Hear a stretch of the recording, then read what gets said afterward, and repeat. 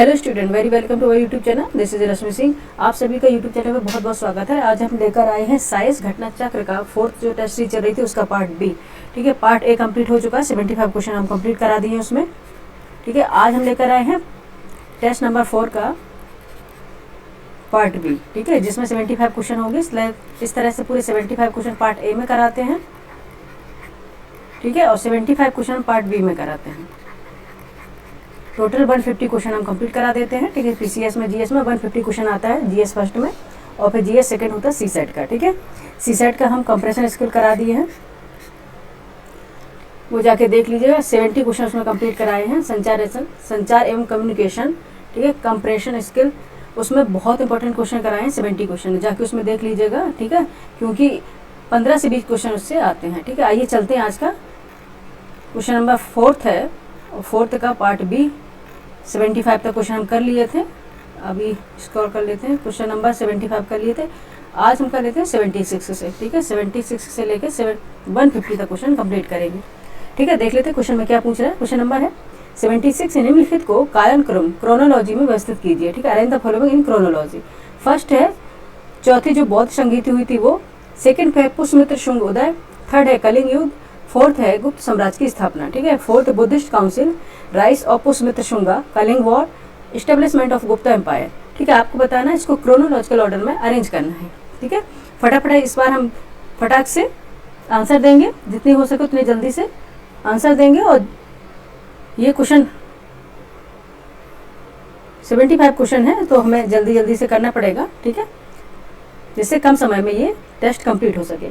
ठीक है, आंसर क्या हो जाएगा? 76 का आंसर हो जाएगा 3214। ठीक है, 3214 पहले होगा कलिंग युद्ध, उसके बाद पुष्यमित्र शुंग का उदय। ठीक है, उसके बाद चौथी जो बौद्ध संगीति थी वो, फिर गुप्त साम्राज्य की स्थापना, लास्ट में आएगी गुप्त साम्राज्य की स्थापना। लेकिन ये सभी में दी गई है, लेकिन ये बिल्कुल ही पता होना चाहिए, तब इस तरह से क्वेश्चन आप सॉल्व करेंगे, नहीं तो ऐसे क्वेश्चन होने की, गलत होने की संभावना ज़्यादा होती है। ठीक है, क्वेश्चन नंबर क्या हो गया 76 का? Option A. Option A is the right answer of this question. ठीक है, ऑप्शन ए इसका राइट आंसर हो गया 76 का। ठीक है, नेक्स्ट चलेंगे।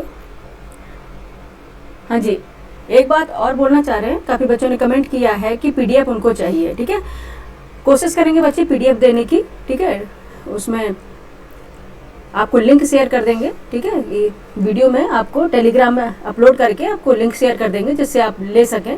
ठीक है, थोड़ा भी बिजी शेड्यूल ज़्यादा है, इसलिए हम पीडीएफ नहीं दे पा रहे। अगर अदरवाइज अगर पीडीएफ नहीं भी मिल पा रही तो आप इसको देख लें, वीडियो को पूरा देखें, ज़्यादा है तो स्पीड में बढ़ा के देख लें। ठीक है, क्योंकि हम पीडीएफ लेके तो बहुत सारी रख लेते हैं। ठीक है, मेरे साथ भी ऐसा हुआ है, पीडीएफ तो हम बहुत सारी लेके रख लेते हैं, लेकिन हम उसको रीड नहीं करते। ठीक है, इसलिए सबसे अच्छा होता है कि हम क्लास ही देख लें। ठीक है, क्वेश्चन नंबर देख लेते हैं 77 क्या है। बाकी हम मना नहीं कर रहे हैं, आपको पीडीएफ देंगे। ठीक है, next question number 77। Question number 77 क्या है? क्वेश्चन नंबर 77 है, कथन ए है और कारण आर है, असर्शन ए है और रीजन आर है। ठीक है, मौर्यकालीन प्रशासन अत्यधिक केंद्रीकृत था। ठीक है, आपको बताना था the Mauryan administration was highly centralised. Reason are है, Ashoka is inscription mention local self government. ठीक है, अशोक के शिलालेखों में, कारण आर में बताया गया कि अशोक के शिलालेखों में स्थानीय स्वशासन का उल्लेख मिलता है। सही कोड का आपको चयन करना है। ठीक है, ए बी सी डी में क्या होगा आंसर, आइए देख लेते हैं। ठीक है, ए बी सी डी में क्या आंसर होगा, आइए देख लेते हैं। ठीक है, मौर्यकालीन प्रशासन अत्यधिक केंद्रीकृत था। ठीक है, एडमिनिस्ट्रेशन जो था सेंट्रलाइज था। ठीक है, ये बिल्कुल सही है। ठीक है, कारण आर में बताया गया कि अशोक के शिलालेखों में स्थानीय स्वशासन का उल्लेख मिलता है। ठीक है, ऐसा किसी भी इंस्क्रिप्शन में अशोक के में नहीं मिला है। ठीक है, किसी भी इंस्क्रिप्शन में नहीं मिला है, कोई भी स्तंभ लेख जो अशोक के हैं या लघु स्तंभ लेख किसी में भी नहीं मिला है। तो आर आपका गलत हो जाएगा, आर गलत हो गया तो आंसर हो जाएगा ए सही, आर गलत। ठीक है, आंसर सी है, is correct, R is wrong. ठीक है, option C is the right answer. ठीक है, option C is the right answer of this question. Next question चले। नेक्स्ट क्वेश्चन हमारा 78 है, निम्नलिखित में गुप्तकालीन विज्ञान और गणित के योगदान है। ठीक है, which of the following are the contribution of Gupta period science and mathematics. First है आर्यभट्ट, फर्स्ट में दिया आर्यभट्ट द्वारा दशमलव प्रणाली। ठीक है, decimal system by Aryabhata. Option second statement में है 12 मेहर द्वारा बृहत संहिता, यानी कि बृहत संहिता बाय 12 मेहर। थर्ड में है चरक संहिता संकलन, compilation of Charaka Samhita, fourth में अष्टांग हृदय का लेखन यानी रिटन अष्टांग हृदय, ठीक है, चरक संहिता का संकलन की कंपाइलेशन ऑफ चरक संहिता किसमें होगा, चूज द करेक्ट ऑप्शन, ठीक है, आपको बताना कौन सा आंसर हो जाएगा, A, option B, option C, option D, इसमें आंसर कौन सा होगा, ठीक है। डेसिमल सिस्टम बाय आर्यभट्ट, ठीक है, ये बिल्कुल सही है, आर्यभट्ट द्वारा दशमलव प्रणाली का विकास किया गया था। और सेकंड है बारहमाही द्वारा बृहत संहिता है, ठीक है, बारहमाही द्वारा बृहत संहिता है, ये भी सही है, ठीक है, लेकिन चरक संहिता का संकलन ये गलत है, अष्टांग हृदय का लेखन ये भी गलत है, ठीक है, तो फिर आंसर आपका क्या हो जाएगा, ऑप्शन ए, ठीक है, ऑप्शन ए आपका राइट आंसर हो जाएगा, 1 और 2, ठीक है, कौन सा हो जाएगा, ऑप्शन ए, 1 और 2, ठीक है। नेक्स्ट चलेंगे क्वेश्चन नंबर 79। क्वेश्चन नंबर 79 है सातवाहन काल की अर्थव्यवस्था में सबसे बड़ी विशेषता क्या थी, ठीक है, what was the biggest feature of the economy of the Satavahana period, ठीक है। फर्स्ट देखेंगे ऑप्शन ए कृषि पर आधारित अर्थव्यवस्था agriculture based economy, option B है सिक्कों की दोहरी धातु प्रणाली लेड और कॉपर, ठीक है, dual metal system of coins lead and copper, option C है रोमन साम्राज्य के साथ सक्रिय समुद्री व्यापार यानी active maritime trade with Roman empire, ठीक है, ऑप्शन डी है कर व्यवस्था का विकेंद्रीकरण, ठीक है, decentralisation of the tax system. क्या था सातवाहन काल की अर्थव्यवस्था में सबसे बड़ी विशेषता क्या थी, ठीक है, आपको बताना है सातवाहन पीरियड की। क्वेश्चन नंबर 79 है,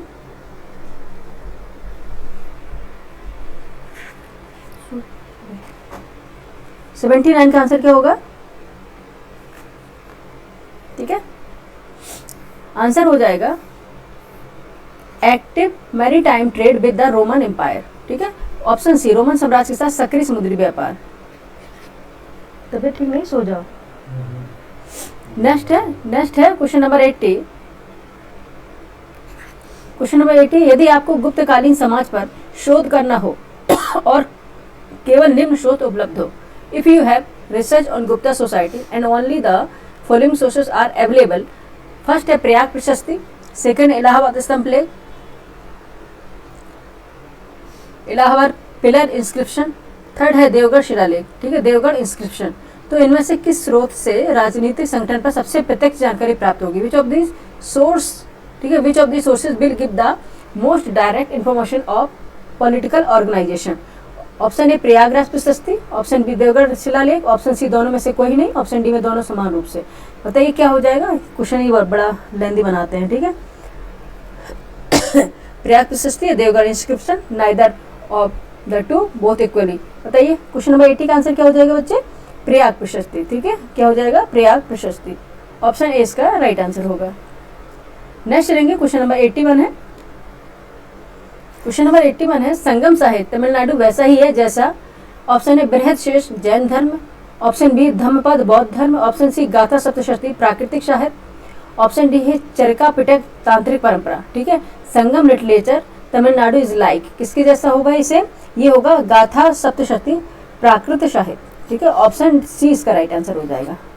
81 का आंसर क्या हो जाएगा, सी होगा। नेक्स्ट चलेंगे क्वेश्चन नंबर 82। क्वेश्चन नंबर 82 है कुतुबुद्दीन ऐबक को किस उपाधि से जाना जाता है, ठीक है, Qutbuddin Aibak is known by which title, ठीक है, कौन सा, लखबख्श, खुदावंश, सिकंदर ए आजम, ऑप्शन डी शेर ए हिंद, किस नाम से जाना जाता था ना, पीर लखबख्श भी कहते हैं ना, ऑप्शन ए, ठीक है, ऑप्शन ए। 82 का नाम है, 82 क्वेश्चन इनका नाम है लखबख्श के नाम से जाना जाता था। 82 का आंसर क्या हो गया, ऑप्शन ए, ठीक है, option A is the right answer of this question. Next question चलें, क्वेश्चन नंबर 83 है, ठीक है, 83 है सिंधु सरस्वती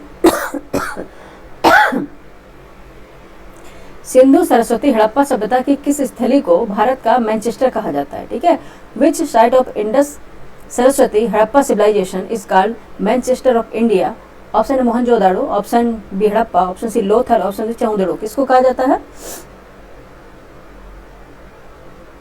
किसको कहा जाता है, लोथल को, ठीक है, ये कहाँ पे है, गुजरात में, ठीक है, लोथल कहाँ पे, गुजरात में एक पोर्ट है, ठीक है, पोर्ट स्थल है जिसे गोदीवाड़ा भी बोलते हैं पुराने टाइम पे, ठीक है, ये गुजरात में।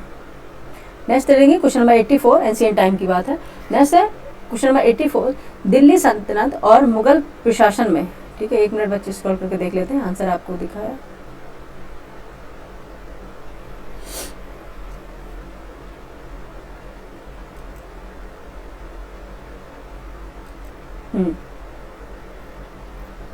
कहाँ पे थे, हाँ जी, ठीक है 84। क्वेश्चन नंबर 84 है, दिल्ली सल्तनत और मुगल प्रशासन में राजस्व व्यवस्था की तुलना करें, ठीक है। Compare the revenue system in Delhi सल्तनत एंड मुगल एडमिनिस्ट्रेशन, ठीक है, विच स्टेटमेंट इज करेक्ट, ठीक है।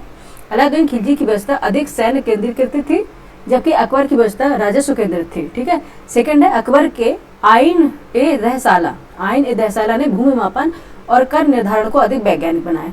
थर्ड था, दोनों व्यवस्थाओं में स्थानीय मुखियाओं की भूमिका समाप्त कर दी गई थी। आपको बताना है फर्स्ट सेकंड था, Alauddin Khilji system was more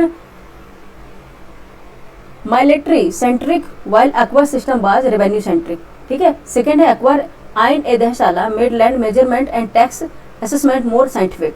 third है, the role of local chief was abolished in both the system. आपको बताना सही विकल्प ए बी सी डी में कौन सा हो जाएगा क्वेश्चन नंबर 84 का आंसर, ठीक है। क्वेश्चन नंबर 84 का आंसर बताइए, ए बी सी डी में कौन सा सही हो जाएगा, ठीक है।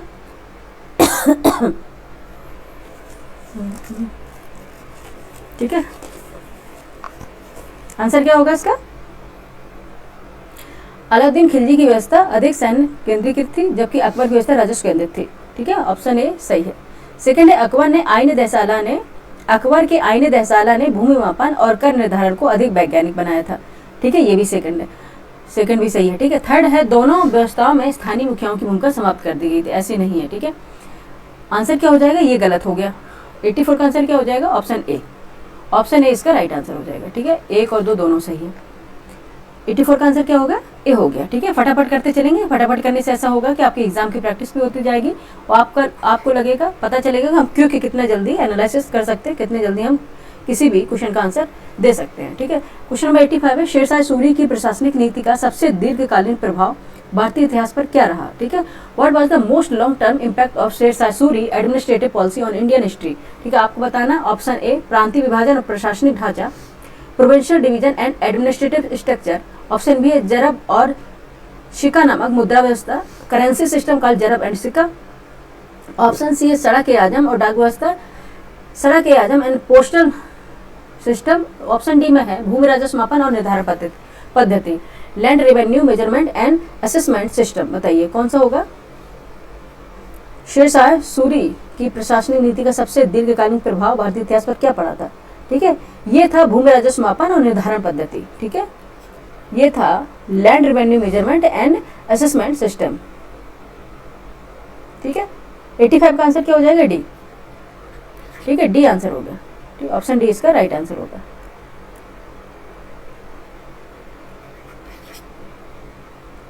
नेक्स्ट चलेंगे, क्वेश्चन नंबर 86 है, निम्नलिखित घटनाओं को ध्यान दे, ठीक है, निम्नलिखित घटनाओं को ध्यान दे। क्या है, फर्स्ट है साइमन कमीशन का विरोध, सेकंड है नमक सत्याग्रह, साइमन कमीशन का विरोध 1928, नमक सत्याग्रह 1930, अगस्त प्रस्ताव 1940, कैबिनेट मिशन योजना 1946, ठीक है। Note the following events, opposition to Simon Commission 1928, Satya Satyagraha salt Satyagraha 1930, August proposal 1940, cabinet mission plan 1946।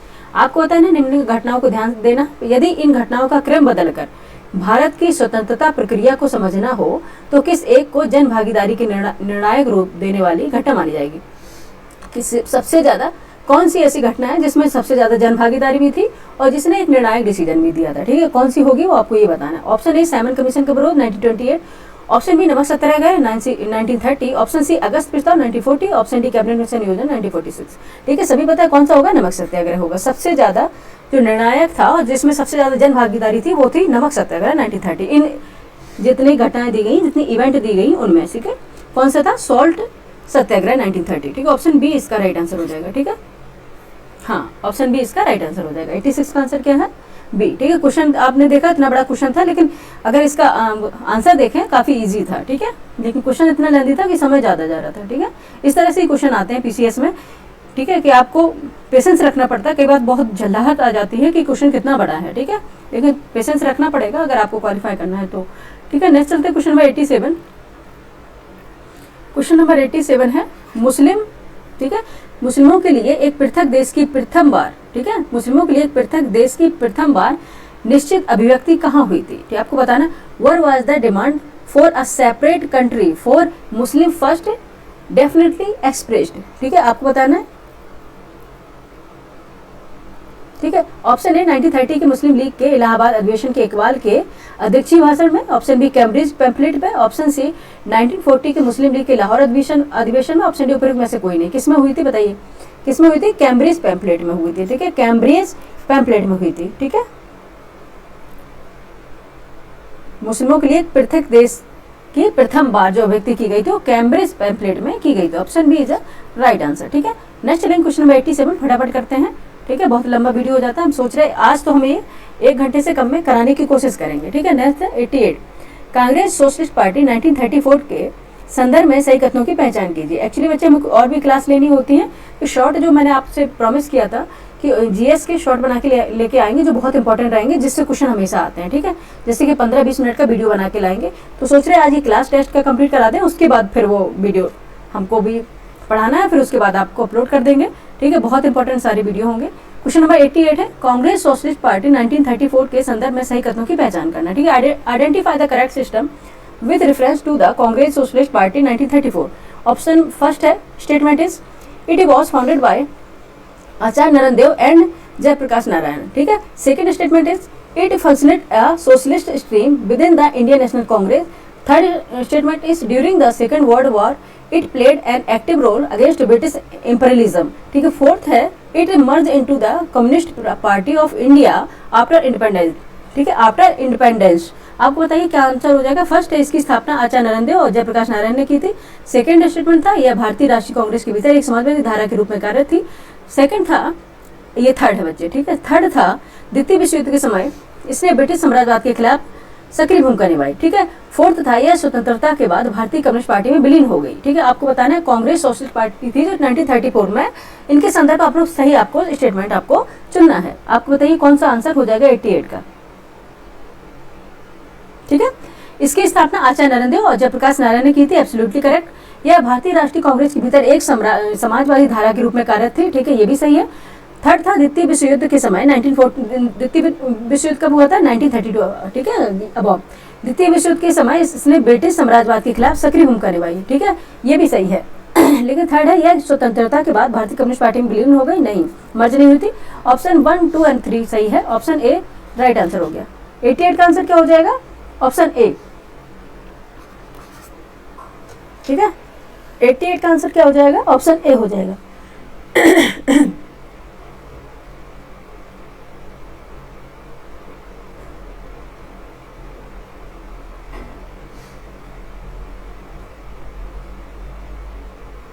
ठीक है, ऑप्शन ए राइट आंसर हो जाएगा 88 का, ठीक है। नेक्स्ट चलते हैं क्वेश्चन नंबर 89, ठीक है। क्वेश्चन नंबर 89 देखते क्या है। 89 है, भारत में कांग्रेस केवल एक टॉकिंग शॉप, ठीक है, क्या थी? एक टॉकिंग शॉप है या जनता को भड़काने का मंच है, लेकिन ठोस प्रशासनिक क्षमता से रहित। उपरोक्त कथनों का सबसे उपयुक्त ऐतिहासिक संदर्भ क्या हो सकता है? ठीक है, ऑप्शन ए है भारतीय राष्ट्रीय कांग्रेस के गठन के शुरुआती वर्षों में ब्रिटिश दृष्टिकोण। ऑप्शन बी सबने अवज्ञा आंदोलन की असफलता पर ब्रिटिश आलोचना। ऑप्शन सी साइमन कमीशन की रिपोर्ट पर ब्रिटिश प्रतिक्रिया। ऑप्शन डी भारत छोड़ो आंदोलन की पृष्ठभूमि। ठीक है, आपको बताना है the Congress Indian is merely a talking shop. It is formed for initiating the masses, but devoid of the considerate administrative capacity. ठीक है, what could the most appropriate historical context about the statement? ठीक है, first है British attitude in the early year of formation of Indian National Congress. Second है British criticism of the failure of the civil disobedience movement. Option C है British reaction of the report of Simon Commission. Fourth है background of the Quit India movement.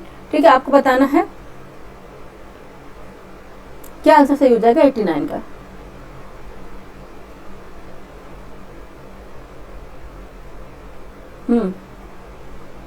ऐतिहासिक संदर्भ क्या हो सकता है इसका? 89 का आंसर बताइए. ठीक है, ये था कि भारतीय राष्ट्रीय कांग्रेस के गठन के शुरुआती वर्षों में ब्रिटिश दृष्टिकोण. ठीक है, क्या था? British attitude in the early years of the formation of the Indian National Congress. Option A is the right answer. ठीक है, ऑप्शन ए इसका राइट आंसर हो जाएगा. ठीक है, ऑप्शन ए इसका राइट आंसर हो जाएगा. नेक्स्ट चलेंगे क्वेश्चन नंबर 90. क्वेश्चन नंबर 90 देखते हैं क्या है. क्वेश्चन नंबर 90 है पुर्तगाली सबसे पहले भारत में कब आए और उन्होंने किस स्थान पर अपनी पहली फैक्ट्री स्थापित की. ठीक है, आपको बताना where did the Portuguese first come to India and where did the establish their first factory, ठीक है। ऑप्शन ए है 1498 कालीकट, ऑप्शन बी 1509 में 1509 गोवा, ऑप्शन सी 1510 यानी कि 1510 दीव, ऑप्शन डी दिया गया 1530 दमन। बताइए क्या आंसर हो जाएगा क्वेश्चन नंबर 90 का। क्वेश्चन नंबर 90 बताइए आंसर क्या हो जाएगा, ठीक है। इन्होंने सबसे पहले किस स्थान पर फैक्ट्री स्थापित की थी, कालीकट में, और आंसर क्या था, ईयर कौन सा था, 1498 में कालीकट, ठीक है। क्वेश्चन नंबर 90 का आंसर क्या हो गया, ऑप्शन ए, ठीक है। 90 का आंसर क्या हो गया, ऑप्शन ए, 1498 में कालीकट में किया था, ठीक है। नेक्स्ट चलेंगे, क्वेश्चन नंबर 91 है। क्वेश्चन नंबर 91 है भारत का मानसून ट्रफ सामान्यतः किस स्थान के समीप से गुजरता है, ठीक है। आपको बताना है India monsoon trough usually passes near which place, ठीक है। Option A Ganganagar, Allahabad, Patna, Kolkata, option B Amritsar, Delhi, Patna, Kolkata, option C Srinagar, Jaipur, Varanasi, Kolkata, option D Delhi, Bhopal, Ranchi, Kolkata. Bharat का मानसून जो ट्रफ है, मानसून ट्रफ सामान्यतः किस स्थान के समीप से होकर गुजरता है, ठीक है, आपको बताना है।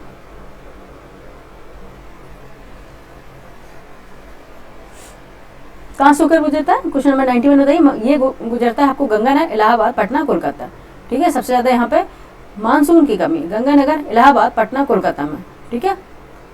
ओह कमी नहीं, ठीक है, वहां से होकर मानसून की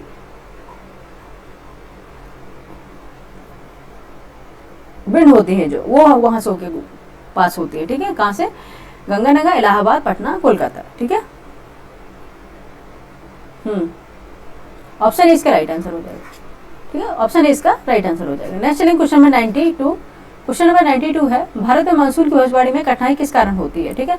भारत में मानसून की भविष्यवाणी में कठिनाई किस कारण होती है, which of the following causes the difficulty in the forecasting monsoon in India, ठीक है। Option A uncertainty of El Nino and La Nino, option B affect Indian Ocean dipole, option C interference of western disturbance, option D है all of the above, ठीक है। Option है अलीनो और लानीनो की अनिश्चितता, option A भारतीय महासागर डाइपोल का प्रभाव, ऑप्शन सी पश्चिमी विक्षोभ का हस्तक्षेप, ऑप्शन डी सभी उपयुक्त, ठीक है। बताइए 92 का आंसर क्या हो जाएगा बच्चे, ठीक है। क्या होगा, एलिनो और लालिनो दोनों की अनिश्चितता है, ठीक है। दोनों का कोई अनसर्टेन है, ठीक है। जैसे कि एग्जाम अनसर्टेन होता है, आपका नहीं पता कि क्या पूछ लिया जाएगा, एलिनो और लालिनो की भी अनसर्टेनिटी होती है, ठीक है, अनसर्टेनिटी होती है, ठीक है।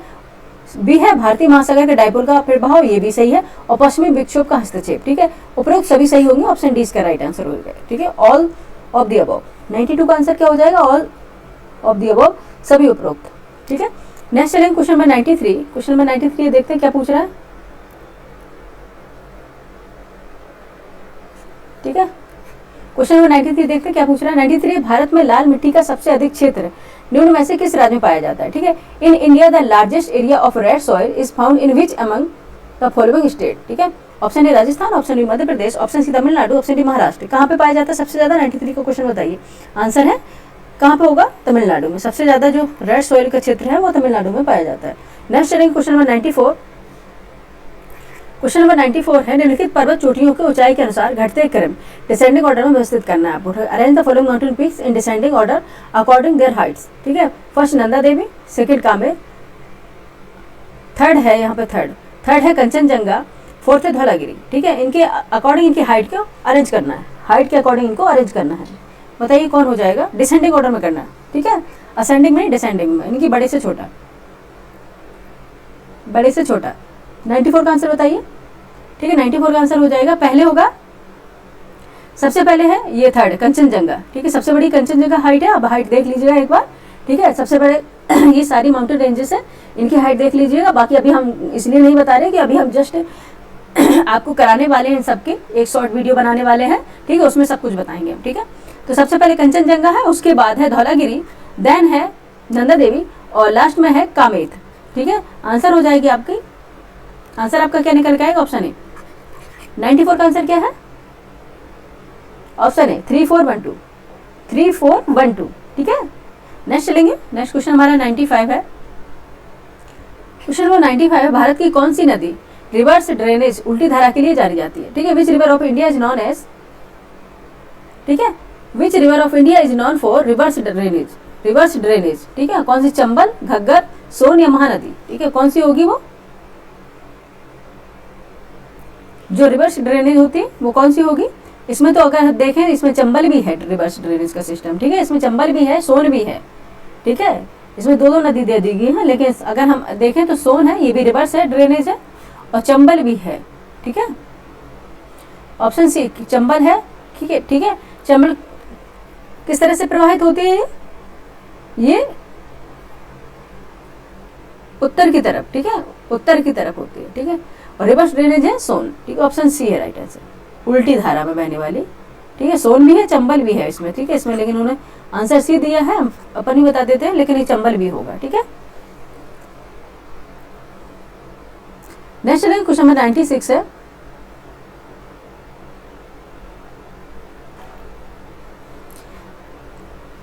क्वेश्चन नंबर 96 है, दिल्ली एनसीआर क्षेत्र में शीतकालीन धुंध और प्रदूषण का प्रमुख भौगोलिक कारण क्या है, ठीक है।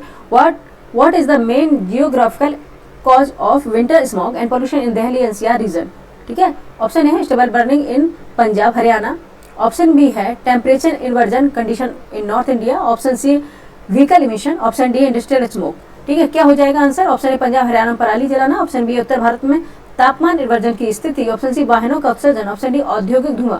96 का आंसर बताइए फटाफट, क्या हो जाएगा? ठीक है, क्या हो जाएगा? ये होगा temperature inversion condition in north India, उत्तर भारत में तापमान इन्वर्जन की स्थिति, ठीक है, ऑप्शन बी इसका राइट आंसर हो जाएगा, ठीक है, ऑप्शन बी इसका राइट आंसर हो जाएगा, ठीक है। नेक्स्ट चलेंगे क्वेश्चन नंबर 97 पे, ठीक है, क्वेश्चन नंबर 97 है, देख लेते हैं क्या पूछ रहा है।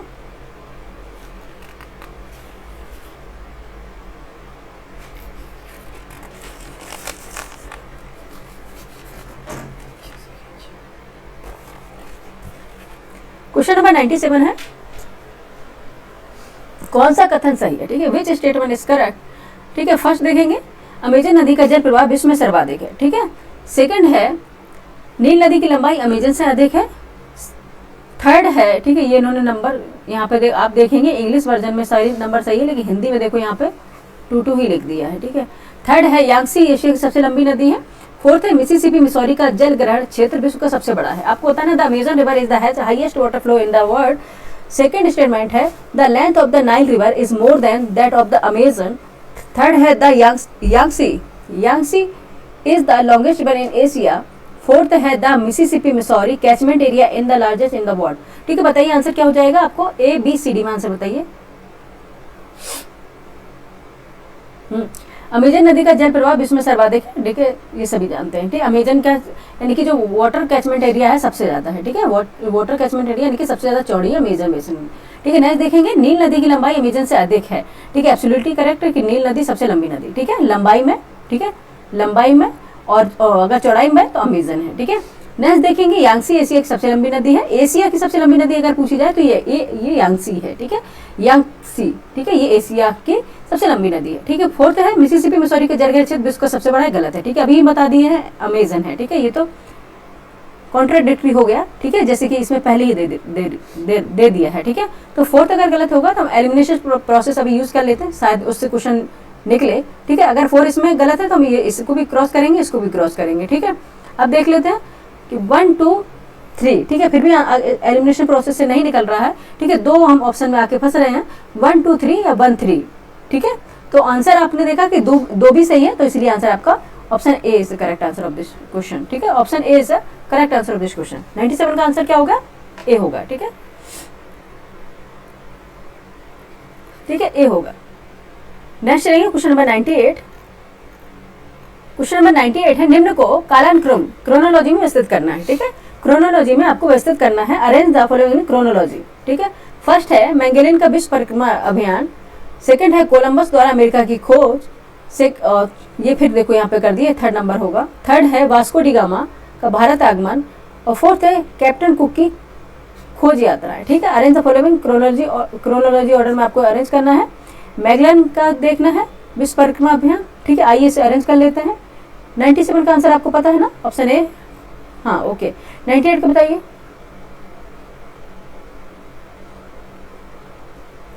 ठीक है, 98 का बताइए क्या हो जाएगा, ठीक है। सबसे पहले है कोलंबस द्वारा अमेरिका की खोज, ठीक है, ये जितने क्वेश्चन होते हैं जब इसको आपको बहुत अच्छे से आता हो तभी इसको क्वेश्चन को करना है, ठीक है, अदरवाइज उसके गलत होने के चांसेस ज़्यादा रहते हैं, ठीक है। आंसर क्या हो जाएगा, पहले कोलंबस द्वारा अमेरिका की खोज, देन वास्को डी गामा द्वारा भारत का आगमन, ठीक है, फिर आता है मैगलन का विश्व परिक्रमा अभियान, ये तो किसी को नहीं पता था, कैप्टन कुक की खोज लास्ट में आएगी 4th नंबर पे। ऑप्शन ए इसका राइट आंसर हो जाएगा, ठीक है। क्वेश्चन नंबर ए 98 का क्वेश्चन, ऑप्शन ए इसका राइट आंसर होगा, ठीक है। ओके, ऑलराइट, नेक्स्ट चलते हैं क्वेश्चन नंबर 99 पे। क्वेश्चन नंबर 99 है, यदि पृथ्वी का झुकाव एक्सिस टिल्ट वर्तमान 22.5 डिग्री से घटकर 0 डिग्री हो जाए तो क्या होगा, ठीक है, आपको बताना।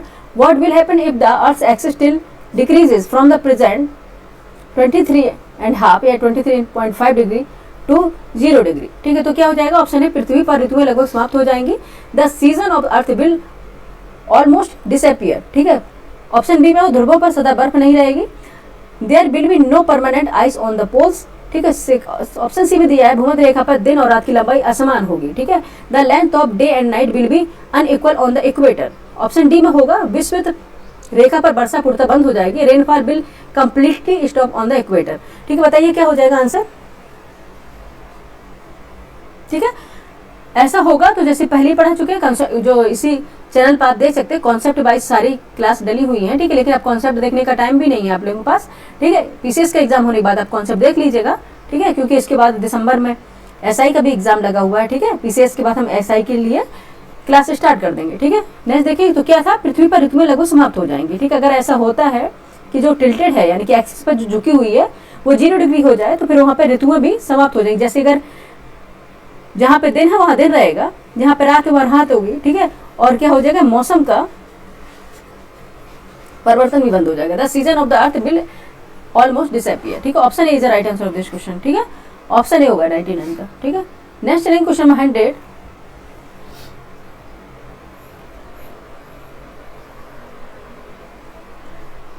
क्वेश्चन नंबर 100 है, भारतीय संविधान का अनुच्छेद 217 किस प्रावधान से संबंधित है, ठीक है। Article 217 of the Indian constitution deals with which provision, ठीक है। आपको बताना, option A establishment of high court, option B power and issues writs by high court, option C appointment and services condition of जज of high court, option D है extent of jurisdiction of high court, ठीक है। आपको बताइए, option A उच्च न्यायालय की स्थापना, ऑप्शन बी उच्च न्यायालय द्वारा रिट्स जारी करने की शक्ति, ऑप्शन सी उच्च न्यायालय के न्यायाधीशों की नियुक्ति और सेवा शर्तें, ऑप्शन डी है उच्च न्यायालय के क्षेत्राधिकार का विस्तार, ठीक है। क्वेश्चन नंबर 100 में बताइए क्या है। ओके, 1 मिनट का ब्रेक लेते बच्चे।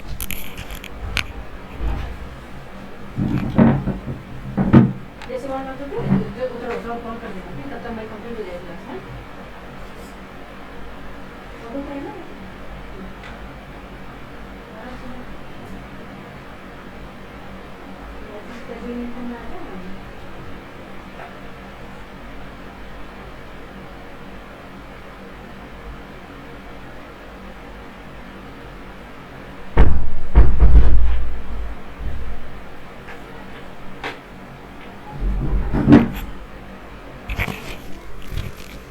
ओके, हाँ जी बच्चे।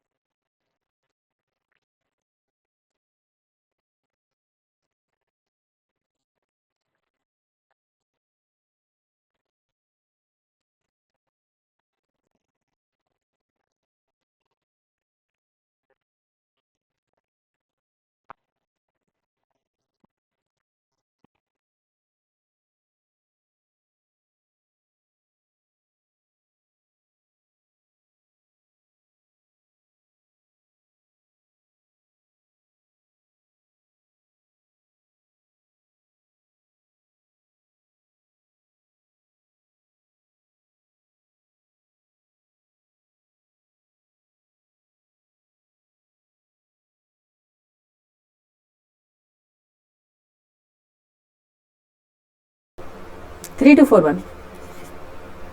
ठीक है, नेक्स्ट चलते क्वेश्चन नंबर 102। क्वेश्चन नंबर 102 है, ग्राम न्यायालय अधिनियम 2008 के संदर्भ में निम्नलिखित कथनों में से कौन से सही है? निम्नलिखित कथनों में से कौन से सही है? Which of the following statement is are correct with reference to Gram Nyayalaya act 2008? ठीक है, according this act Gram Nyayalaya can try only civil cases not criminal cases. Second है, this act except local social activities mediator and conciliators. ठीक है, बताइए क्या answer हो जाएगा? ठीक है, फर्स्ट है, इस अधिनियम के अनुसार ग्राम न्यायालय केवल सिविल मामलों की सुनवाई कर सकता है, आपराधिक मामलों की नहीं। सेकेंड स्टेटमेंट दिया है, यह अधिनियम स्थानीय सामाजिक सक्रियतावादियों को मध्यस्थ सुलहकर्ता के रूप में स्वीकार करता है। ठीक है, ठीक है। सेकेंड का क्या था? This act except local social activist as mediators conciliators. ठीक है, बताइए क्या हो जाएगा answer? Mediators and conciliators. Answer क्या हो जाएगा 102 का? फटाफट आंसर देते चलिए बच्चे। ठीक है, क्या हो जाएगा? ये गलत है कि आपराधिक मामलों की सुनवाई नहीं करता, ये गलत हो जाएगा। ठीक है, आपराधिक मामलों की सुनवाई होती है। यह अधिनियम स्थानीय सामाजिक सक्रियतावादियों को मध्यस्थ सुलहकर्ता के रूप में स्वीकार करता है। ऑप्शन सेकंड सही है, केवल दो, ओनली 2 राइट आंसर हो जाएगा। 102 का बी राइट आंसर होगा। ठीक है, नेक्स्ट चलेंगे क्वेश्चन 103। धार्मिक स्वतंत्रता के संदर्भ में निम्नलिखित प्रावधानों पर विचार करना है आपको। ठीक है, consider the following provision with reference to religious freedom. ठीक है, फर्स्ट है, प्रत्येक नागरिक को धर्म मानने, पालन करने और प्रचार करने की स्वतंत्रता प्राप्त है, परंतु यह स्वतंत्रता लोक व्यवस्था, नैतिकता और स्वास्थ्य के अधीन है। ठीक है, फर्स्ट है, every citizen has the freedom to profess, practice and propagate religion but this freedom is subject to public order, morality and health। ठीक है, सेकंड बी में दिया है, केवल अल्पसंख्यक धार्मिक समुदायों को अपनी धार्मिक संस्थाएं स्थापित और संचालित करने का अधिकार है। ठीक है, only minority religions communities have to right to establish and run their own religious instruction. ठीक है, थर्ड है, राज्य द्वारा पूर्णतः वित्त पोषित शैक्षिक संस्थाओं में धार्मिक शिक्षा निषिद्ध है, किंतु अल्पसंख्यकों द्वारा प्रबंधित संस्थान इस प्रतिबंध से मुक्त हैं। ठीक है, थर्ड है, religious education is prohibited in educational institution fully funded by the state but institutions manage by minorities are exempt for the restriction. ठीक है, क्या हो जाएगा आंसर? 103 का आंसर बताइए फटाफट, क्या हो जाएगा? प्रत्येक नागरिक को धर्म मानने, पालन करने, प्रचार करने की स्वतंत्रता प्राप्त है, परंतु यह स्वतंत्रता लोक व्यवस्था, नैतिक व स्वास्थ्य के अधीन है। ये बिल्कुल सही है। ठीक है,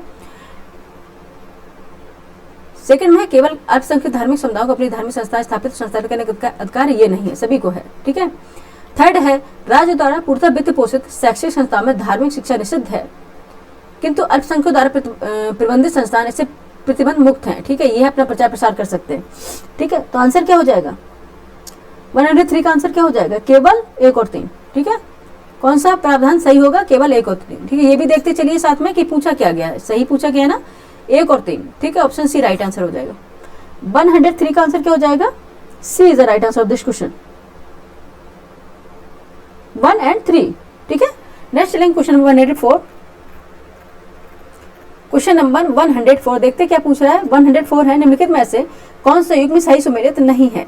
ठीक है, which of the following pair is not correctly match. ठीक है, आपको बताना है।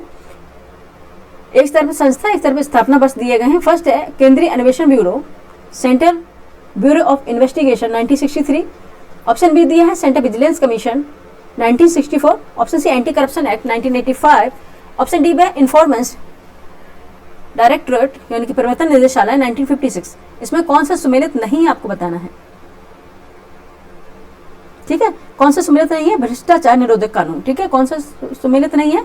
एंटी करप्शन एक्ट 1985, ये सुमेलित नहीं है। बाकी देखेंगे, केंद्रीय अन्वेषण ब्यूरो है जो सीबीआई है, ये भी है। केंद्रीय सतर्कता आयोग है, सीवीसी है। ठीक है, ये भी है, यानी कि सेंट्रल विजिलेंस कमीशन है।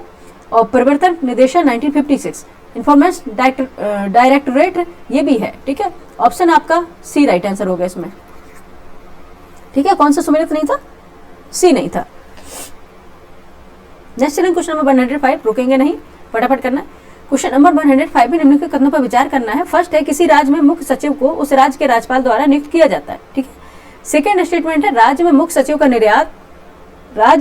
नियत कार्यकाल होता है। ठीक है, आपको बताना है consider the following statement, the chief secretary in a state appointed by the governor of the state. Second statement is the chief secretary is a state has fixed tenure. ठीक है, आपको बताना क्या आंसर हो जाएगा 105 का। ठीक है, किसी राज्य के मुख्य सचिव को उस राज्य के राज्यपाल द्वारा नियुक्त किया जाता है, बिल्कुल गलत। ठीक है, मुख्य सचिव को उस राज्य के राज्यपाल द्वारा, मुख्य सचिव को कहां से करेंगे, तो प्रेसिडेंट अपॉइंट करते हैं। ठीक है, ये तो गलत है। राज्य में मुख्य सचिव का नियत कार्यकाल नहीं होता है। ठीक है, ये क्या हो जाएगा, ऑप्शन डी, ना तो एक ना ही दो। 105 का डी है, ना तो एक ना ही दो। ठीक है, कभी भी नहीं पदच्युत कर सकते हैं, हटा सकते हैं। ठीक है, 105 का डी आंसर है, नाइदर 1 नॉर 2। ठीक है, नेक्स्ट चलेंगे 106। प्रश्नकाल और शून्यकाल में प्रमुख प्रावधानों के संदर्भ में सही कथन चुनें। ठीक है, प्रश्नकाल और शून्यकाल में प्रमुख प्रावधानों के संदर्भ में सही कथन चुनना। Choose the correct statement with reference to main provision of question hour and zero hour. ठीक है, फर्स्ट है question hour is provided in the rules and the constitution. Second है zero hour is based only on tradition and practice. Third है prior notice is necessary in question hour। Fourth है prior notice is not necessary is 0 hour। ठीक है, क्या हो जाएगा, first प्रश्नकाल नियमों और संविधान में प्रावधानित है। सेकंड में है शून्यकाल केवल परंपरा और प्रचलन पर आधारित है।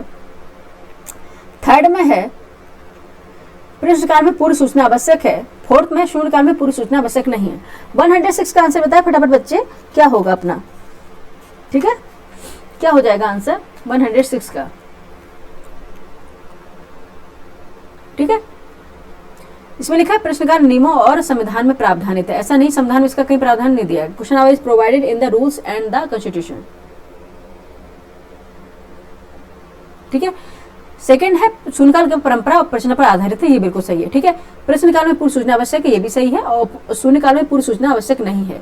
ठीक है, ये भी सही। शून्यकाल में पूर्व सूचना आवश्यक नहीं है, प्रश्नकाल में है। ठीक है, 2, 3, 4। ठीक है, 2, 3, 4 राइट आंसर होगा। ठीक है, 2, 3, 4। ठीक है, option B is the right answer of this question. ठीक है, नेक्स्ट चलेंगे क्वेश्चन नंबर 107। क्वेश्चन नंबर 107 है 42वें संविधान संशोधन 1976 द्वारा जोड़े गए राज्य नीति निर्देशक तत्व तथा उनसे संबंधित अनुच्छेदों का मिलान कीजिए। ठीक है, match the directive principle of state policy added by the 42 constitution amendment act 1976 at the articles related to them. ठीक है, डीपीएसपी है, देन आर्टिकल्स है, इनको आइए सम्मिलित कर लेते हैं, उसके बाद आंसर निकलेगा, तब हम आके जाके इसका आंसर दे पाएंगे। ठीक है, ठीक है, न्याय के अवसरों में समानता और निःशुल्क विधिक सहायता, equality in opportunity to justice and free legal advice होती है। ठीक है, तो ये किस में होगा, ये होगा आर्टिकल 39A। ठीक है, ये 39A है। ठीक है, ए का हो गया 2। ठीक है, बी है उद्योगों में श्रमिकों की भागीदारी। ठीक है, उद्योगों में श्रमिकों की भागीदारी, participation of worker in industries. ठीक है, ये हो जाएगा आर्टिकल 43A। ठीक है, 43A। ठीक है, बी का फर्स्ट हो गया। सी में है पर्यावरण वन एवं वन्यजीवों का संरक्षण। ठीक है, protection of environment forest and wild life. ठीक है, इसका हो जाएगा हमारा आर्टिकल 48A। ठीक है, ये हो गया 4। डी है बच्चों के स्वास्थ्य विकास के लिए अवसर सुनिश्चित करना। ठीक है, ensuring opportunities for healthy development of children. ठीक है, ये हो जाएगा 39F3 2143। ठीक है, A is the right answer of this question. ठीक है, ए इसका राइट आंसर हो गया 2143। ठीक है, क्या हो जाएगा 2143। ठीक है, आपको याद रखना है न्याय के अवसरों में समानता, निःशुल्क विधिक सहायता है 39A, आर्टिकल 39A। उद्योगों में श्रमिकों की भागीदारी आर्टिकल 43A। पर्यावरण वन एवं वन्यजीवों का संरक्षण है आर्टिकल 48A। एंड बच्चों के स्वास्थ्य विकास के लिए अवसर सुनिश्चित करना है आर्टिकल 39F। ठीक है, option A is the right answer of this question. Next question देखते हैं, क्वेश्चन नंबर है 108। क्वेश्चन नंबर है 108। निम्नलिखित कथनों पर आपको विचार करना है। ठीक, consider the following statement. First है किसी संविधान संशोधन विधेयक को भारत के राष्ट्रपति की पूर्व सिफारिश की अपेक्षा होती है। ठीक है, a constitutional amendment bill require the prior recommendation of the president of India. ठीक है, सेकंड है, जब कोई संविधान संशोधन विधेयक भारत के राष्ट्रपति के समक्ष प्रस्तुत किया जाता है तो राष्ट्रपति के लिए यह बाध्यकारी है कि वो अपनी अनुमति दे, ठीक है। When a constitutional amendment bill is presented before the president of India, it is binding on the president to give his assent, ठीक है। थर्ड है, संविधान संशोधन विधेयक लोकसभा और राज्यसभा दोनों द्वारा विशेष बहुमत से पारित होना चाहिए और इसके लिए संयुक्त बैठक का कोई प्रावधान नहीं है, ठीक है। A constitutional amendment bill must be passed by the both the Lok Sabha and the Rajya Sabha by special majority and there is no provision for a joint sitting, ठीक है। No provision for a joint sitting, ठीक है। Joint sitting किसमें है, correct बताइए comment करके। नीचे देखिए कुछ विकल्प आपको चुनना है, choose the correct answer given below, ठीक है। Option A B C D में क्या हो जाएगा अभी देख लेते हैं। क्वेश्चन नंबर 108 बताइए क्या हो जाएगा आंसर।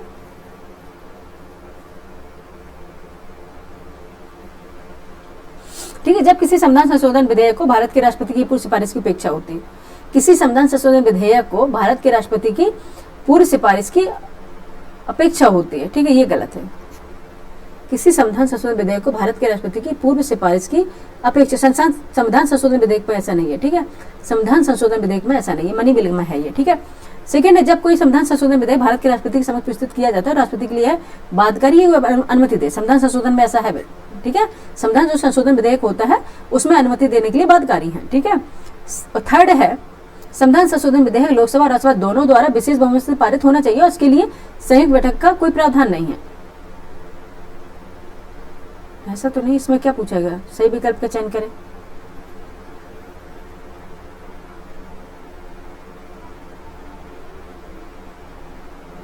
ठीक है, विशेष बहुमत से पारित का, हाँ यही हम भी देखो कंफ्यूज हो रहे थे, विशेष बहुमत का नहीं है, ठीक है। विशेष बहुमत का वो नहीं है, संविधान संशोधन विधेयक को पारित करने के लिए विशेष बहुमत की जरूरत नहीं होती, ठीक है।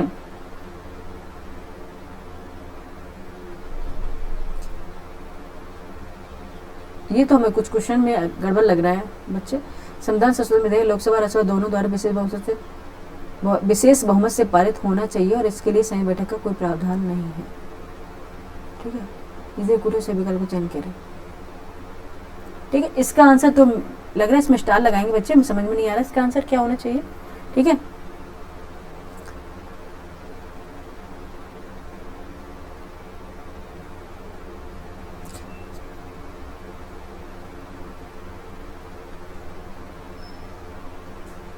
ठीक है, हाँ ठीक है, प्रावधान नहीं है, ये सही होगा, ठीक है। आंसर क्या हो जाएगा आपका 2 और 3, बी होगा 2 और 3 ओनली, ठीक है। ऑप्शन बी इसका राइट आंसर होगा, ठीक है। 108 का एक बार और इसको देख लेना बच्चे, ठीक है। ज्वाइंट सेशन और ज्वाइंट सिटिंग ये दोनों ही देख लीजिए, ठीक है।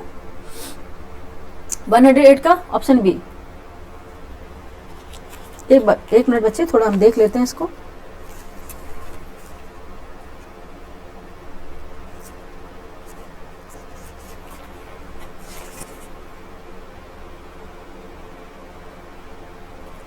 ठीक है, नेक्स्ट चलते हैं क्वेश्चन नंबर 109। जब एक ही व्यक्ति को 2 या अधिक राज्यों का राज्यपाल नियुक्त किया जाता है तो उस राज्यपाल को संदेह और भत्ते प्राप्त होते हैं, ठीक है। When the same person is appointed governor of 2 और more states, the emolument and allowances payable to governor shall be follows, ठीक है। ऑप्शन है राज्यपाल की व्यक्तिगत इच्छा अनुसार, ऑप्शन बी राष्ट्रपति के निर्णयानुसार, ऑप्शन सी गृह मंत्रालय के निर्णयानुसार, ऑप्शन डी इसे उन राज्यों के बीच ऐसे अनुपात में आवंटित किया जाए जैसा राष्ट्रपति आदेश द्वारा अवधारित करे, ठीक है। क्या है आंसर इसका, बिल्कुल सही है, डी है। It shall be allocated between the state in such proportion as the president may be ordered determine, ठीक है। ऑप्शन डी, इसे उन राज्यों के बीच ऐसे अनुपात में आवंटित किया जाए जैसा राष्ट्रपति आदेश द्वारा अवधारित करें। ऑप्शन डी इसका राइट आंसर होगा, ठीक है। Option D is the right answer of this question, ठीक है, डी होगा इसका।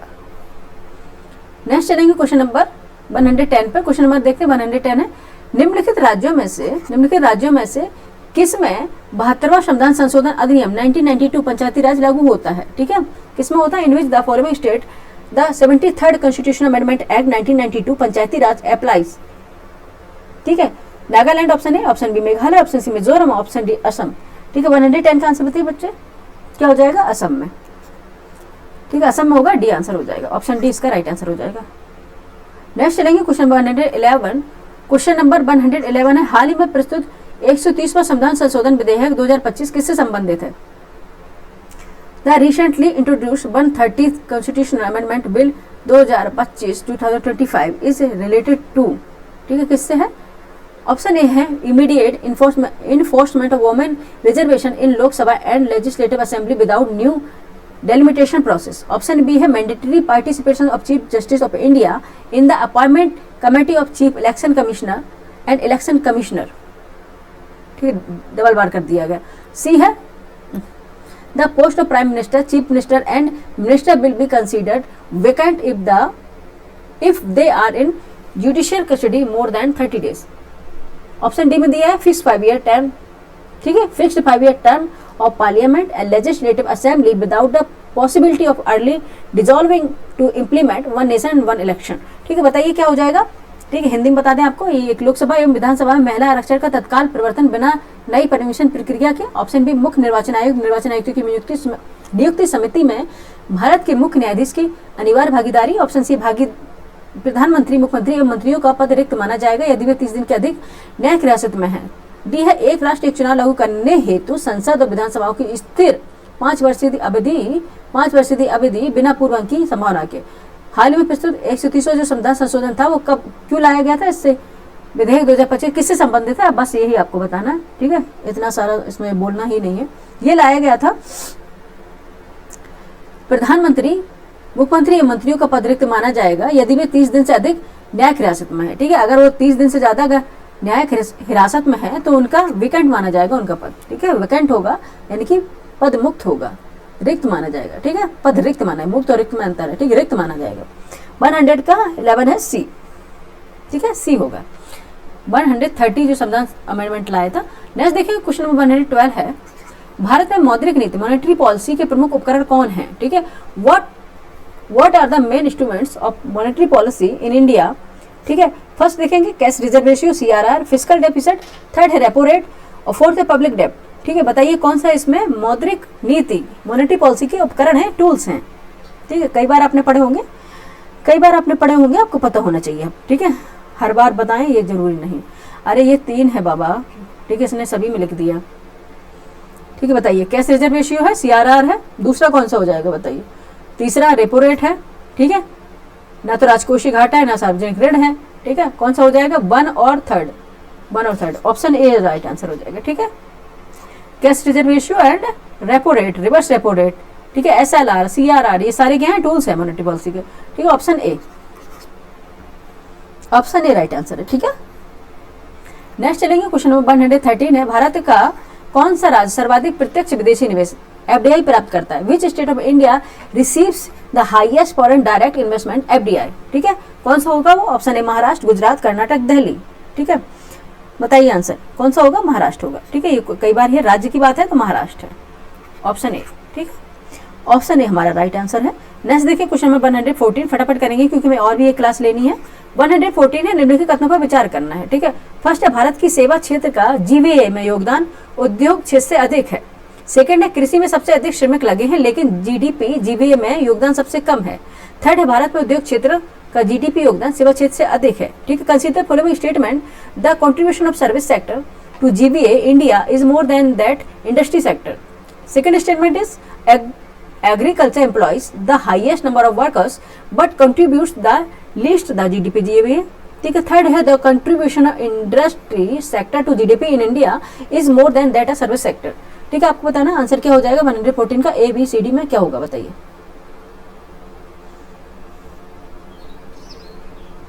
ठीक है, कौन सेंस वाला है क्वेश्चन है और आपके जानकारी बेस पे है। भारत की सेवा क्षेत्र का GVA में योगदान उद्योग क्षेत्र से अधिक है, बिल्कुल सही। सर्विस सेक्टर के सभी जानते हैं सबसे ज्यादा है। कृषि में सबसे अधिक श्रमिक लगे लेकिन GDP GVA में योगदान सबसे कम है, ये भी सही है। ठीक है, सर्विस सेक्टर में सबसे ज्यादा लोग लगे लेकिन अगर हम बात करें उसके GDP में और GVA में कम है योगदान इनका। ठीक है, कम है योगदान इनका। ठीक है, थर्ड क्या था? भारत में उद्योग क्षेत्र का GDP योगदान सेवा क्षेत्र से अधिक है, नहीं है, सेवा क्षेत्र का सबसे ज्यादा है। ठीक है, तो थर्ड तो यहाँ पे क्रॉस कर दिए। ठीक है, तीसरा अगर हम कर दिए तो एलिमिनेशन प्रोसेस लगाएंगे, ये सभी तो हो ही नहीं सकता, ये भी गलत हो गया। 1 और 2 ऑप्शन ए राइट आंसर आ गया। ठीक है, ऑप्शन ए निकल के आएगा। एलिमिनेशन प्रोसेस कई बार काम आ जाता है अगर आपको पता है कुछ 1-2 स्टेटमेंट तब। ठीक है, 114 का आंसर क्या हो गया बच्चे? ए हो गया, 1 और 2। ठीक है, 1 और 2 ऑप्शन ए राइट आंसर हो गया। नेक्स्ट चलेंगे क्वेश्चन 115 है, भारत में अगर भारत में रुपया डॉलर के मुकाबले तेजी से कमजोर हो जाए तो कौन से प्रभाव होंगे?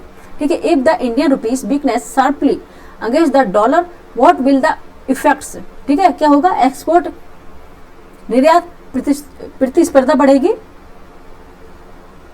ठीक है, एक्सपोर्ट इम्प्लीटिवनेस विल इंक्रीज।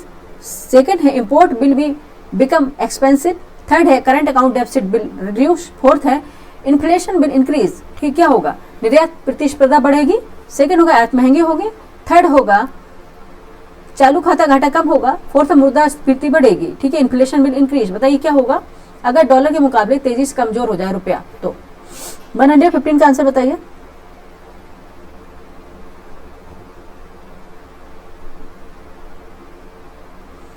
ठीक है, निर्यात प्रतिस्पर्धा बढ़ेगी, एब्सोल्युटली करेक्ट। ठीक है, आयात महंगे होंगे, आयात महंगे होंगे, ये भी सही है। और होगा चालू खाता घाटा कम होगा, ये गलत है। ठीक है, मुद्रास्फीति बढ़ेगी। ठीक है, मुद्रास्फीति बढ़ेगी। आंसर हो जाएगा 1, 2 और 4। 1, 2 और 4। ठीक है बच्चे, शॉर्टेज है टाइम की, एक्सप्लेनेशन करने का अब टाइम भी नहीं बचा है। ठीक है, आप अपना आंसर लगाइए 1, 2 और 4। ऑप्शन ए हो गया ना? 1, 2, 4। हाँ, नेक्स्ट चलेंगे क्वेश्चन 116 है गुलाबी क्रांति पिंक रेवोल्यूशन। ठीक है, गुलाबी क्रांति पिंक रेवोल्यूशन निम्नलिखित में से सर्वाधिक किससे संबंधित है? Pink revolution in most related to which of the following? Horticulture, shrimp and meat, silk production, fruit processing. ठीक, बताइए। ऑप्शन ए बागवानी, झींगा मांस और रेशम उत्पादन या फल प्रसंस्करण से किससे संबंधित होगा? यह झींगा और मांस उत्पादन से संबंधित है। Option B is the right answer of this question. Next question पे चलते हैं, क्वेश्चन नंबर फटाफट चलते हैं। नेक्स्ट क्वेश्चन है 117। आधुनिक पारिस्थितिकी मॉडर्न इकोलॉजी में जैव ऊर्जात्मक दृष्टिकोण बायो एनर्जेटिक अप्रोच क्या है? ठीक है, बायो एनर्जेटिक अप्रोच क्या है आपको बताना है। ठीक है, ऑप्शन ए है जीवित प्राणियों के बीच खाद्य संबंधों में समानता और भिन्नताओं का अध्ययन तथा उनके जीवन को सहारा देने वाले विभिन्न प्रकार की ऊर्जा का अध्ययन। ऑप्शन बी में संकटग्रस्त पारितंत्रों इकोसिस्टम द्वारा ऊर्जा को बनाए रखने का अध्ययन। ऑप्शन सी संकटग्रस्त पारितंत्रों द्वारा ऊर्जा की हानि का अध्ययन। ऑप्शन डी चक्रवात बनने के दौरान गहरे महासागरों में ऊर्जा का अध्ययन। ठीक है, आपको बताना। ऑप्शन है study of similarities and differences in food relation among living organism and the study of different types of energy that support their life. Option B study of energy retention by the threatened ecosystem. Option C है study of energy loss by threatened ecosystem. Option D study of energy in deep ocean during cyclone formation. ठीक है, formation बताइए। Option 117 का answer क्या हो जाएगा? ये हो जाएगा जीवित प्राणियों के बीच खाद्य संबंधों में समानताओं और भिन्नताओं का अध्ययन तथा उसे जीवित उनके जीवन को सहारा देने वाले जो विभिन्न प्रकार की ऊर्जा उनका अध्ययन करना। ठीक है, study of similarities of differences in food relation among living organism and the study of different type of energy that support their life. Option is the right answer of this question. ठीक है, next चलेंगे question number 118 है निम्नलिखित में से कौन सा एक नेशनल पार्क इसलिए अनूठा है कि वह एक फ्लोटिंग वनस्पति से युक्त अनूप स्वयं होने के कारण समृद्ध जैव विविधता को बढ़ावा देता है। ठीक है, which of the following national park is unique as it is a swamp with floating vegetation and support rich biodiversity. ठीक है, option A Bhitarkanika national park है। Option B Keibul Lamjao national park है। Option C Keoladeo Ghana national park है। Option D Sultanpur national park है। ठीक है, कौन सा हो जाएगा बच्चे 118 का आंसर? ठीक है, कौन सा है? केबुल लामजाओ नेशनल पार्क है। और ये कहाँ पे है? मणिपुर में है। और कौन सी लेक है वहां पे जिसपे ये तैरता हुआ नेशनल पार्क है केबुल लामजाओ? ये है लोकटक लेक। ठीक है, लोकटक लेक है, लोकटक झील। ठीक है, उस पर स्थित है केबुल लामजाओ नेशनल पार्क मणिपुर। ठीक है, याद रखिएगा मणिपुर। ठीक है, Keibul Lamjao national park. Next question number है, ऑप्शन हो गया इसका बी। नेक्स्ट चलेंगे क्वेश्चन नंबर 119। निम्नलिखित में से कौन सा अनवीकरणीय नॉन रिन्यूएबल ऊर्जा स्रोत नहीं है? ये आप यहाँ पे अंडरलाइन कर लेंगे। Which of the following is not a non renewable energy sources? ठीक है, option A coal, option oil. ठीक है, coal, option oil, option C sunlight, option D nuclear fuel. ठीक है, ऑप्शन ए कोयला या तेल, सूर्य प्रकाश, ऑप्शन डी में परमाणु ईंधन। कौन सा जो नॉन रिन्यूएबल ऊर्जा स्रोत नहीं है? ठीक है, कौन सा होगा? वो है कोयला है नॉन रिन्यूएबल। तेल है, परमाणु ईंधन है, ठीक है, जिनका नवीकरण नहीं हो सकता, ठीक है, नॉन रिन्यूएबल होते हैं जिनका नवीकरण नहीं हो सकता, जो दोबारा से नहीं बन सकते, जिनका जितना स्टोर है उतना ही रहेगा, ठीक है। अगर वो स्टोरेज उनकी खत्म हो जाए, ठीक है, तो उसका दोबारा से फॉर्मेशन होगा तो करोड़ों लाखों वर्ष लगती हैं, ठीक है, बनने में। और सूर्य प्रकाश है, इनका लगातार बनता है, ठीक है, ये हो जाएगा सनलाइट, ठीक है। ऑप्शन सी राइट आंसर हो जाएगा। 119 का आंसर हो जाएगा सी, ठीक है। नेक्स्ट चलेंगे क्वेश्चन नंबर 120। बैकलाइट निम्नलिखित के संघनन से बनता है, ठीक है। Bakelite is formed by the condensation of the following, ठीक है। फर्स्ट है urea and formaldehyde, option B है phenol and formaldehyde, option C phenol acetaldehyde, option D melanin and formaldehyde. बताइए किससे मिलकर बनता है बैकलाइट, ठीक है, ये बनता है फिनॉल एंड फॉर्मल्डिहाइड से, ठीक है। ऑप्शन बी राइट आंसर हो जाएगा, ठीक है। ऑप्शन बी 120 का राइट आंसर होगा, फिनॉल एंड फॉर्मल्डिहाइड, ठीक है। नेक्स्ट चलिए क्वेश्चन 121 फटाफट कर लेते हैं। क्वेश्चन नंबर 121, रुकेंगे नहीं, रुक जाएंगे तो फिर रुकना नहीं है, थकना नहीं है, ठीक है, जब तक एग्जाम ना हो जाए। निम्नलिखित कथन पर विचार कीजिए। यदि केस्क्वाथ कैपिलरी की परिघटना नहीं होती तो फर्स्ट है केरोसिन दीप का उपयोग मुश्किल हो जाता, सेकंड है कोई मृदु पेय का उपयोग करने के लिए स्ट्रॉ का प्रयोग नहीं कर पाता, ऑप्शन सी स्याही सोप पत्र काम करने में विफल हो जाता, ऑप्शन 4 है बड़े पेड़ जिन्हें हम अपने चारों ओर देखते हैं पृथ्वी पर नहीं उगते। उपयोग में से कौन से कथन सही है, ABCD में आंसर बताना आपको। Consider the following statement if the phenomenon of capillary did not exist then the use of kerosene lamp would become difficult. Option statement second, one would not be able to use straw to consume soft drink. Option third statement, ink absorbing paper would fail to work. Option 4 है big trees which we see around us would not grow on the earth. ठीक है, क्या हो जाएगा अगर ऐसा ना होता, कैपिलरी एक्शन ना होता तो क्या होता, बताइए आंसर। 121 का आंसर बताइए। निम्नलिखित में से कौन से कथन सही है, कौन से कथन सही है भी पढ़ लीजिएगा, ठीक है, कहीं ऐसा ना पूछ ले, ठीक है। ये वाला सही है, केरोसिन दीप का उपयोग मुश्किल हो जाता, स्याही सोपत काम करने में विफल हो जाता, ठीक है। वो बड़े पेड़ जिन्हें अपने चारों देखते पृथ्वी पर नहीं उगते, ठीक है। लेकिन ये कोई मृदु पे उपयोग करने के लिए स्ट्रॉ का प्रयोग नहीं कर पाता, ये गलत है। स्ट्रॉ का प्रयोग ऐसे अपने आप थोड़ी चढ़ के आता है, जब हम उसको सिर्फ क्या करते हैं, शिप करते हैं, तब वो जाके हम बिवरेज जो होते हैं उनको पी पाते हैं, सॉफ्ट ड्रिंक्स वगैरह पी पाते हैं, ठीक है। इसका इसमें कैपिलरी एक्शन का कोई काम नहीं है, ठीक है, कैपिलरी एक्शन का कोई काम नहीं है। 134 ऑप्शन बी होगा 134 राइट आंसर, ठीक है। नेक्स्ट चलते कॉमन सेंस बेस्ड था क्वेश्चन। नेक्स्ट देखिए 122, प्लूटोनियम न्यूक्लियोइड के नाभिक में न्यूट्रॉन की संख्या होती है 94, 148, 242, 336। बताइए आंसर क्या हो जाएगा, कितनी होती है, 148 होती है, ठीक है, 148 बी राइट आंसर है। नेक्स्ट चलेंगे 123, नीचे दिए गए पदार्थों का उनके घनत्व के अवरोही क्रमानुसार डिक्रीजिंग ऑर्डर सही अनुक्रम कौन सा है, ठीक है, आपको बताना है, डिक्रीजिंग ऑर्डर बताना है। Option A steel mercury gold, option B gold mercury steel, option C है steel gold mercury, option D है गोल्ड स्टील मरकरी, ठीक है। डिक्रीजिंग ऑर्डर में आपको बताना है उनके घनत्व के अवरोही क्रम में अकॉर्डिंग उनके डेंसिटी, ठीक है। Which the correct sequence of the following substance in decreasing order of their density, ठीक है, डेंसिटी के अकॉर्डिंग आपको बताना है। 123 का आंसर बताइए, ठीक है, क्या हो जाएगा, सोना पारा इस्पात, यानी कि हो जाएगा गोल्ड पहले होगा, फिर मरकरी, फिर स्टील,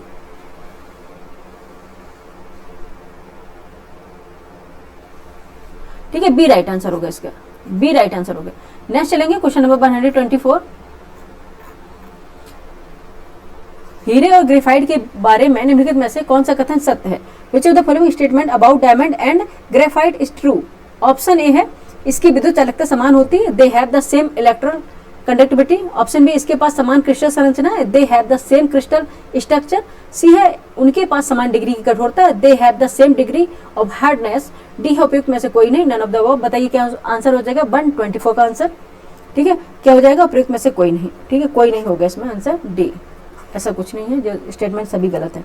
नेक्स्ट देखेंगे क्वेश्चन 125 है, इस्पात स्लैग स्टील स्लैग का उपयोग निम्नलिखित में से किसके लिए होता है? ठीक है, steel slag can be use for which of the following?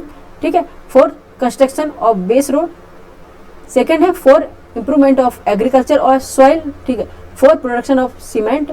Select the correct answer using the code given below. ठीक है, आधार सड़क यानी कि बेस रोड के निर्माण के लिए, या कृषि मृदा के सुधार के लिए, या सीमेंट के उत्पादन के लिए। नीचे कोड का उपयोग करना आपको ABCD में बताइए कौन सा आंसर हो जाएगा 125 का। ठीक है, ये होगा जो इस्पात स्लैग, स्टील स्लैग होता है, आधार सड़क या बेस रोड के लिए निर्माण किया जाता है। ठीक है, कृषि मृदा के सुधार के लिए भी, कृषि मृदा सुधार के लिए, for improvement of agriculture soil, और सीमेंट के उत्पादन के लिए भी। ठीक है, 1 2 3 आंसर सही हो जाएगा, 1 2 3 option D all the above है। ठीक है, ऑप्शन डी। नेक्स्ट देखेंगे क्वेश्चन नंबर 126 से, कथन ए फॉर्मिक अम्ल CSOH एस्टिक अम्ल CH3COOH के अधिक तेज अम्ल है। कारण आर है फॉर्मिक अम्ल एक ऑर्गेनिक अम्ल है। सही कोड के आपको चयन करना है, ABCD में बताइए आंसर क्या हो जाएगा 126 का। ठीक है, क्या हो जाएगा? ए आर दोनों सही है, आर ए का सही स्पष्टीकरण नहीं है।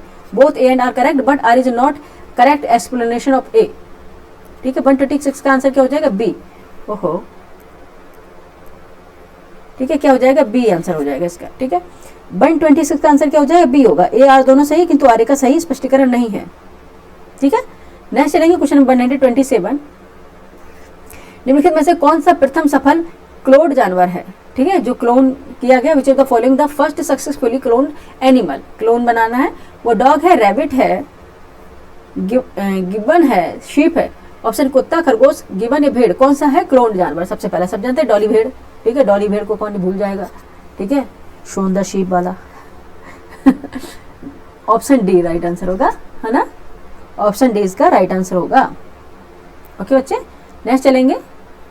ठीक है, पीडीएफ ना करो बच्चे। ठीक है, क्लास देख लो अच्छे से, पीडीएफ तो मिल ही जाएगी फिर। ठीक है, पीडीएफ तो मिल ही जाएगी, पीडीएफ रखी रहती है भरी भरी, कोई नहीं पढ़ता है बच्चे। ठीक है, नेक्स्ट देखेंगे 128।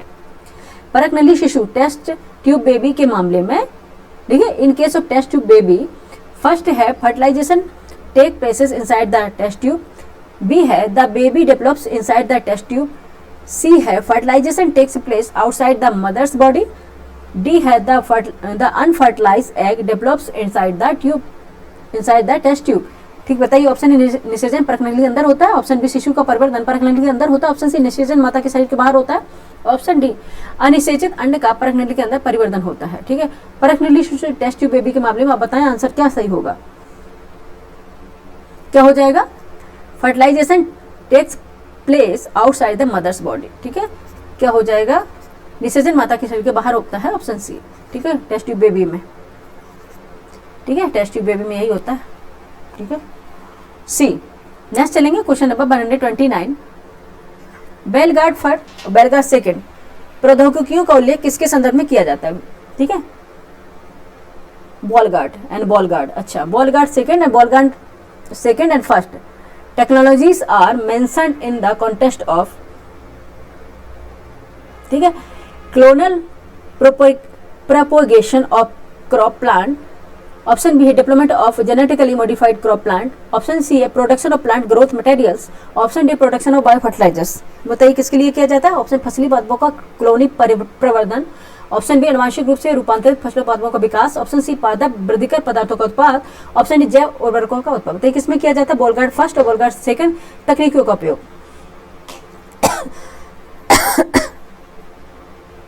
किसमें किया जाता है? ये किया जाता है अनुवांशिक रूप से रूपांतरित फसली पादपों का विकास, यानी कि development of genetically modified crop plant. ठीक है, option B is the right answer of this question. ठीक है, क्या हो जाएगा? 129 का आंसर क्या हो जाएगा बच्चे? बी हो गया। ठीक है, बी हो गया। नेक्स्ट चलेंगे 130। फटाफट करते हैं, अभी 20 क्वेश्चन बाकी है और हम लोग जल्दी से मिलकर कर लेंगे। ठीक है, पित्ताशय में उपस्थित पत्थर निम्नलिखित में से किसका पाचन प्रभावित करता है? Stone present in the gall bladder affect the digestion of which of the following? ठीक है, stone present in the gall bladder affect the digestion of which of the following? Fat, protein, carbohydrate या nucleic acid. ठीक है, option ए बसा, option B protein का, option C carbohydrate का, option D nucleic अम्ल का। बताइए अगर आपके पित्ताशय में कोई पत्थर है, यानी कि पत्थर क्या स्टोन वगैरह होता है, ठीक है, तो ये किसको प्रभावित कर सकता है? किसके पाचन में, किसका डाइजेशन नहीं हो पाएगा? ठीक है, ये किसका नहीं हो जाएगा? फैट का जो होता है उसका पाचन नहीं होगा। ठीक है, वसा का पाचन नहीं कर पाएंगे हम लोग। Option is the right answer this question. ठीक है, आज थोड़ा तबीयत ठीक है, दोपहर में कोशिश करी थी हमने क्लास लेने की, ठीक है, नहीं ले पाए क्योंकि एक्चुअली बहुत ज़्यादा खांसी आ रही थी। ठीक है, मेडिसिन ली, उसके बाद भी नहीं रुकी। ठीक है, तो फिर हम इसको पॉज किया, फिर मैंने कहा पहले हम टेस्ट कराएंगे, उसके बाद हम दूसरी क्लास लेंगे। ठीक है, टेस्ट बहुत इंपॉर्टेंट है, पहले हमने जो प्रॉमिस किया है।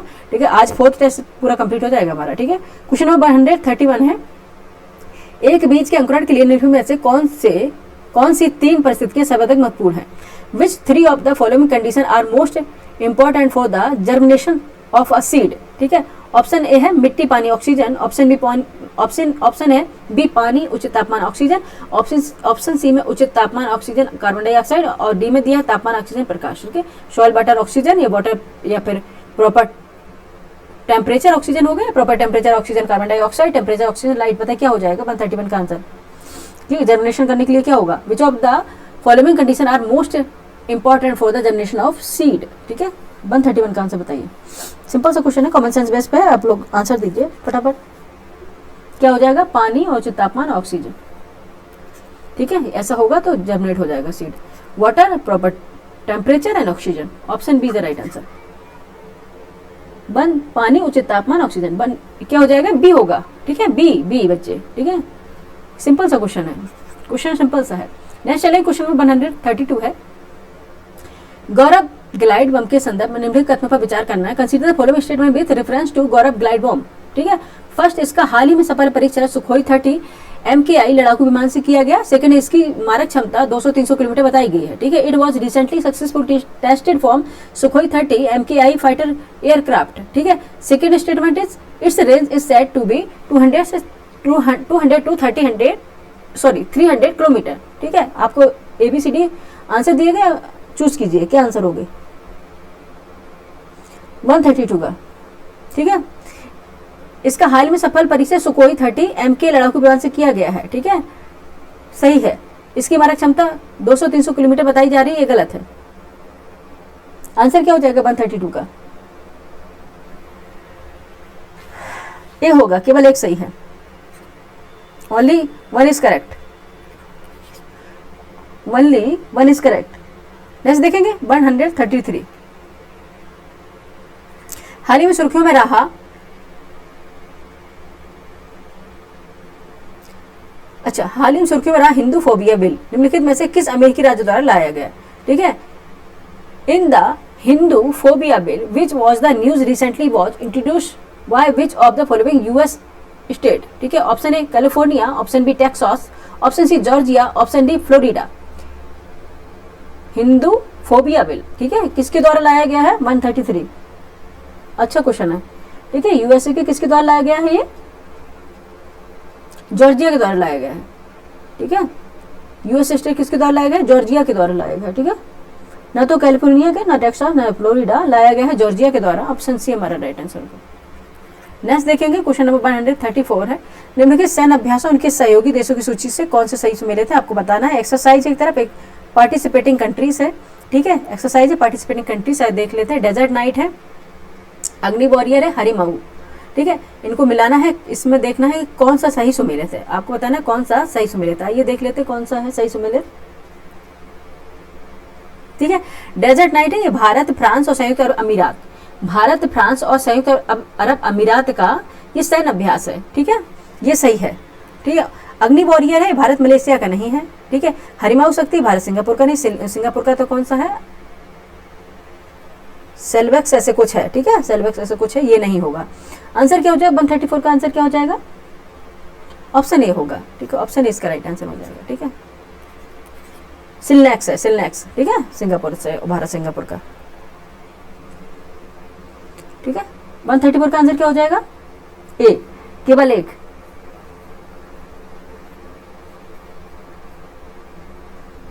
केवल एक सही है। ठीक है, नेक्स्ट चलेंगे 135 का, युग युगीन भारतीय राष्ट्रीय संग्रहालय को वैश्विक सांस्कृतिक स्तर रूप में स्थापित करने हेतु भारत ने किस देश के साथ साझेदारी की? जापान, फ्रांस, जर्मनी, संयुक्त अमेरिका। ठीक है, Japan, France, Germany, United state. ठीक है, किस देश के साथ साझेदारी की है? ठीक है, which country has India partner to establish the Yug Yugeen Indian national museum as a global culture destination, ठीक है, Japan, France, Germany, United State. किसके साथ किया? 135 आंसर बताइए फटाफट। ये किया फ्रांस के साथ, ठीक है, फ्रांस। इसका 20 बी राइट आंसर हो गया। नेक्स्ट चलेंगे, क्वेश्चन नंबर 136 है, who became the world's youngest female mountaineer by climbing the highest peak of 7 continent, ठीक है, 7 महाद्वीपों की सबसे ऊंची चोटियों पर चढ़ाई कर विश्व की सबसे कम उम्र की महिला पर्वतारोही कौन बनी है? ठीक है, who became the world's youngest female mountaineer by climbing the highest peak of 7 continent, ठीक है, बछेंद्री पाल, ऑप्शन ए में दिया, बी में संतोष यादव, सी में काम्या कार्तिकेयन, ऑप्शन डी में अरुणिमा सिन्हा। बताइए 136 का आंसर क्या हो जाएगा? कौन सी बनी है ये? काम्या कार्तिकेयन, ठीक है, काम्या कार्तिकेयन, ठीक है, सी बनी है, कार्तिकेय है, ठीक है, ये बनी हुई है। नेक्स्ट चलेंगे, 137 है, अंतर्राष्ट्रीय ऋण रिपोर्ट, इंटरनेशनल डेप्ट रिपोर्ट आईडीआर किस संस्था द्वारा जारी की जाती है? इंटरनेशनल डेप्ट report IDR is issued by which institution? Option A International Monetary Fund IMF, option B World Bank, option C Asian Development Bank ADB, option D Organisation for Economic Cooperation and Development bank OECD. बताइए किसके द्वारा? 137 answer बताइए। विश्व bank, ठीक है, world bank के द्वारा, world Bank, option B विश्व बैंक, वर्ल्ड बैंक, ठीक है, B right answer.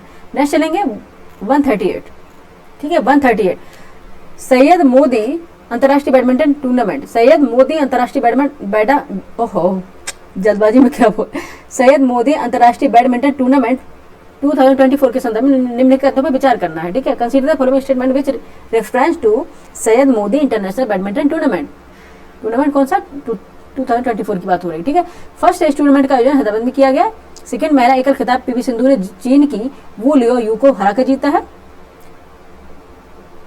Third statement है, पुरुष एकल खिताब लक्ष्य सेन ने सिंगापुर के जेहन तय को हराकर जीता है, ठीक है, बताइए क्या है? The tournament was organised in Hyderabad. Second है, women's single title was won by PV Sindhu defeating Wu Luo Yu China. Third है, men's single title was won by Lakshya Sen defeating Jason Teh Singapore, ठीक है, एबीसीडी में बताइए आंसर क्या हो जाएगा 138 का, ठीक है। सैयद मोदी अंतर्राष्ट्रीय बैडमिंटन टूर्नामेंट हैदराबाद में नहीं किया गया है, ठीक है। महिला एकल खिताब पीवी सिंधु ने चीन की वू लियो को हराकर जीता है।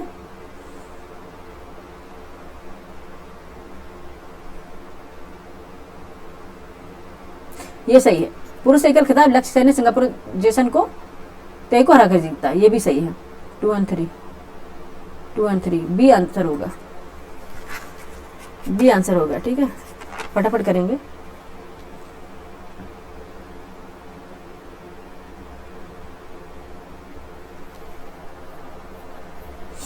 वन 138 का आंसर क्या हो गया? बी हो गया, केवल 2 और 3 सही है, ठीक है, केवल 2 और 3 सही है, ठीक है। नेक्स्ट चलेंगे क्वेश्चन नंबर 139, भारत के प्रथम परमाणु पनडुब्बी बेस के संदर्भ में निम्नलिखित अभिकथन, असर्शन और कारण, रीजन पर विचार करना। अभिकथन है, भारत 2026 में महाराष्ट्र में अपना पहला समर्पित परमाणु पनडुब्बी बेस आईएनएस वर्षा प्रारंभ करने जा रहा है।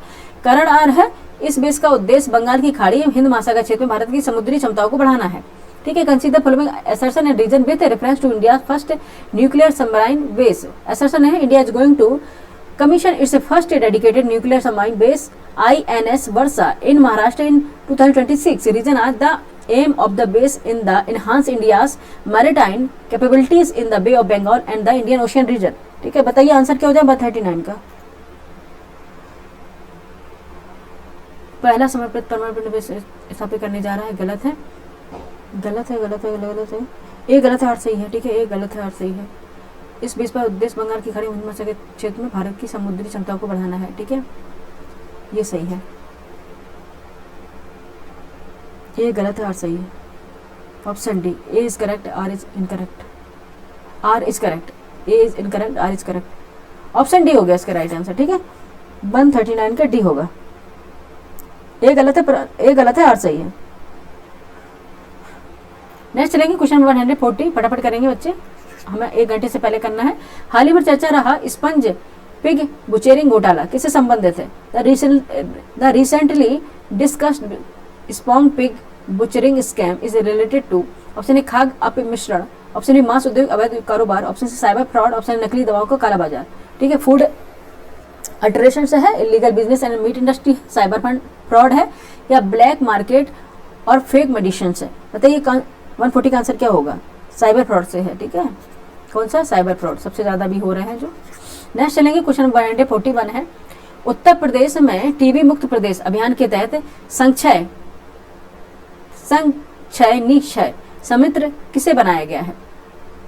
ठीक है, हु वाज द मेड संक्षय निक्षय निक्षय समित्र अंडर टीबी मुक्त प्रदेश अभियान इन उत्तर प्रदेश ओनली किसे बनाया? केवल मेडिकल छात्रों को, option B retired IAS IPS कुलपति और शिक्षाविदों को, ऑप्शन सी पंचायत प्रतिनिधियों को, ऑप्शन डी स्वयं सहायता समूह की महिलाओं को। किसको बनाया गया है? 141 के आंसर बताइए। ये बनाया गया है रिटायर्ड IAS IPS कुलपति और शिक्षाविदों को, ठीक है। किसे बनाया? Retired IAS IPS vice chancellor and educationist, ठीक है, एजुकेनिस्ट बनाए गए हैं, ठीक है, ठीक है, एजुकेशनिस्ट को बनाया गया है, ठीक है, एजुकेशनिस्ट को बनाया गया है, retired IAS vice chancellor educationist, ठीक है, ओके, याद रखना है। ऑप्शन बी होगा राइट आंसर, ठीक है, एजुकेनिस्ट, शिक्षाविदों, कुलपति और शिक्षाविदों को भी, ठीक है, ऑप्शन बी राइट आंसर हो जाएगा, ठीक है, 141 का। नेक्स्ट चलेंगे 142, ऑनलाइन गेमिंग का संवर्धन और विनियमन विधेयक 2025 के संबंध में निम्नलिखित कथनों पर विचार कीजिए, ठीक है। फर्स्ट है, यह विधेयक ई स्पोर्ट, प्रतिस्पर्धी डिजिटल खेल और ऑनलाइन सोशल गेम्स को प्रतिबंधित करता है। सेकेंड है, यह प्रतिबंध अनुच्छेद 19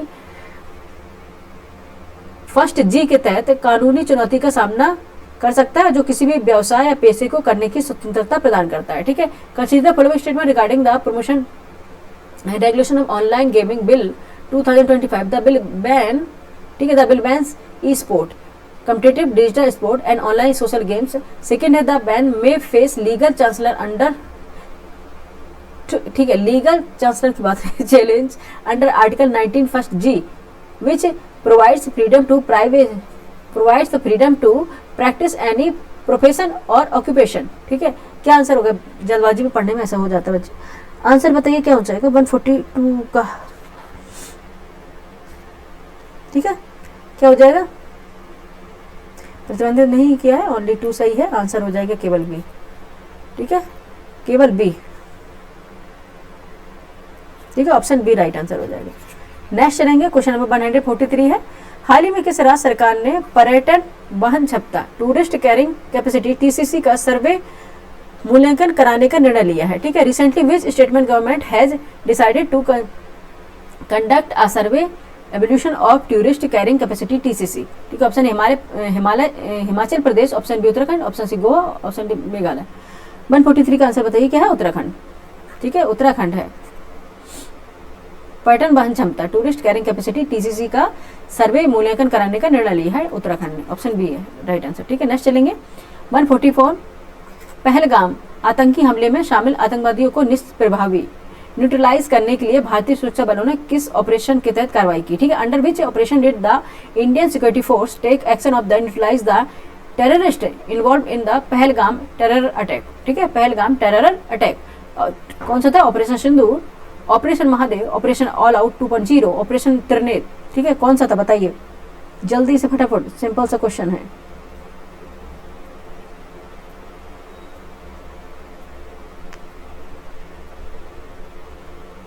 वन 144 का आंसर बताइए फटाफट कौन सा था? ऑपरेशन महादेव। पहलगाम आतंकी हमले में शामिल आतंकवादी को निष्प्रभावी न्यूट्रलाइज करने के लिए भारतीय सुरक्षा बलों ने कुछ ऑपरेशन करवाई। ये तो ऑपरेशन सिंदूर था भाई, ऑपरेशन महादेव कहाँ से होगा? पहलगाम आतंकी,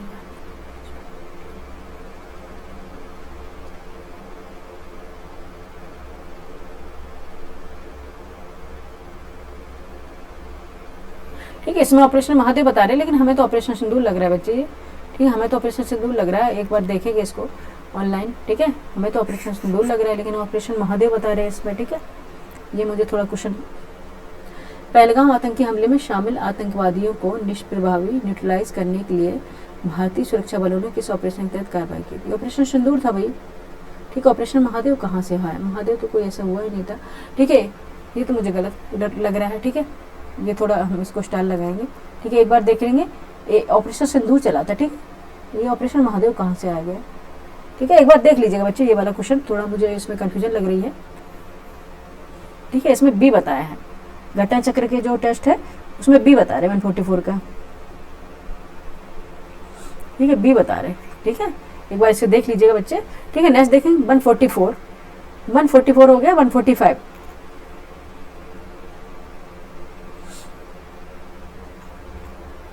पहलगाम आतंकी हमले में शामिल आतंकवादियों को निष्प्रभावी न्यूट्रलाइज करने के लिए भारतीय सुरक्षा बलों ने किस ऑपरेशन के तहत कार्रवाई की। ऑपरेशन सिंदूर चला था ना बच्चे, ठीक है, आई थिंक सो, ठीक है। एक मिनट हम इसको देखते हैं,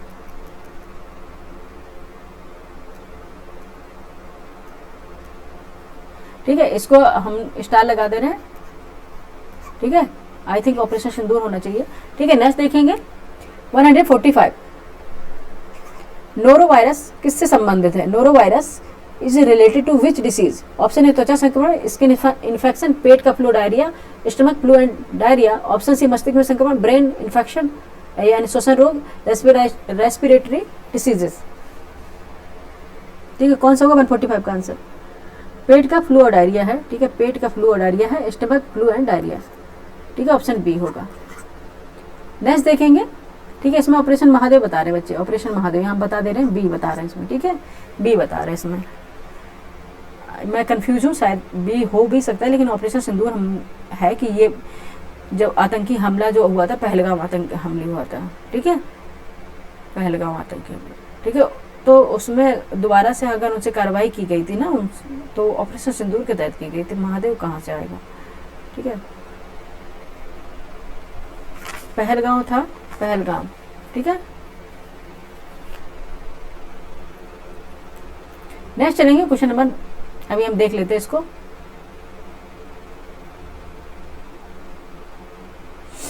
एक मिनट बच्चे, एक मिनट बने रहिएगा, हम देख लेंगे इसको, ठीक है।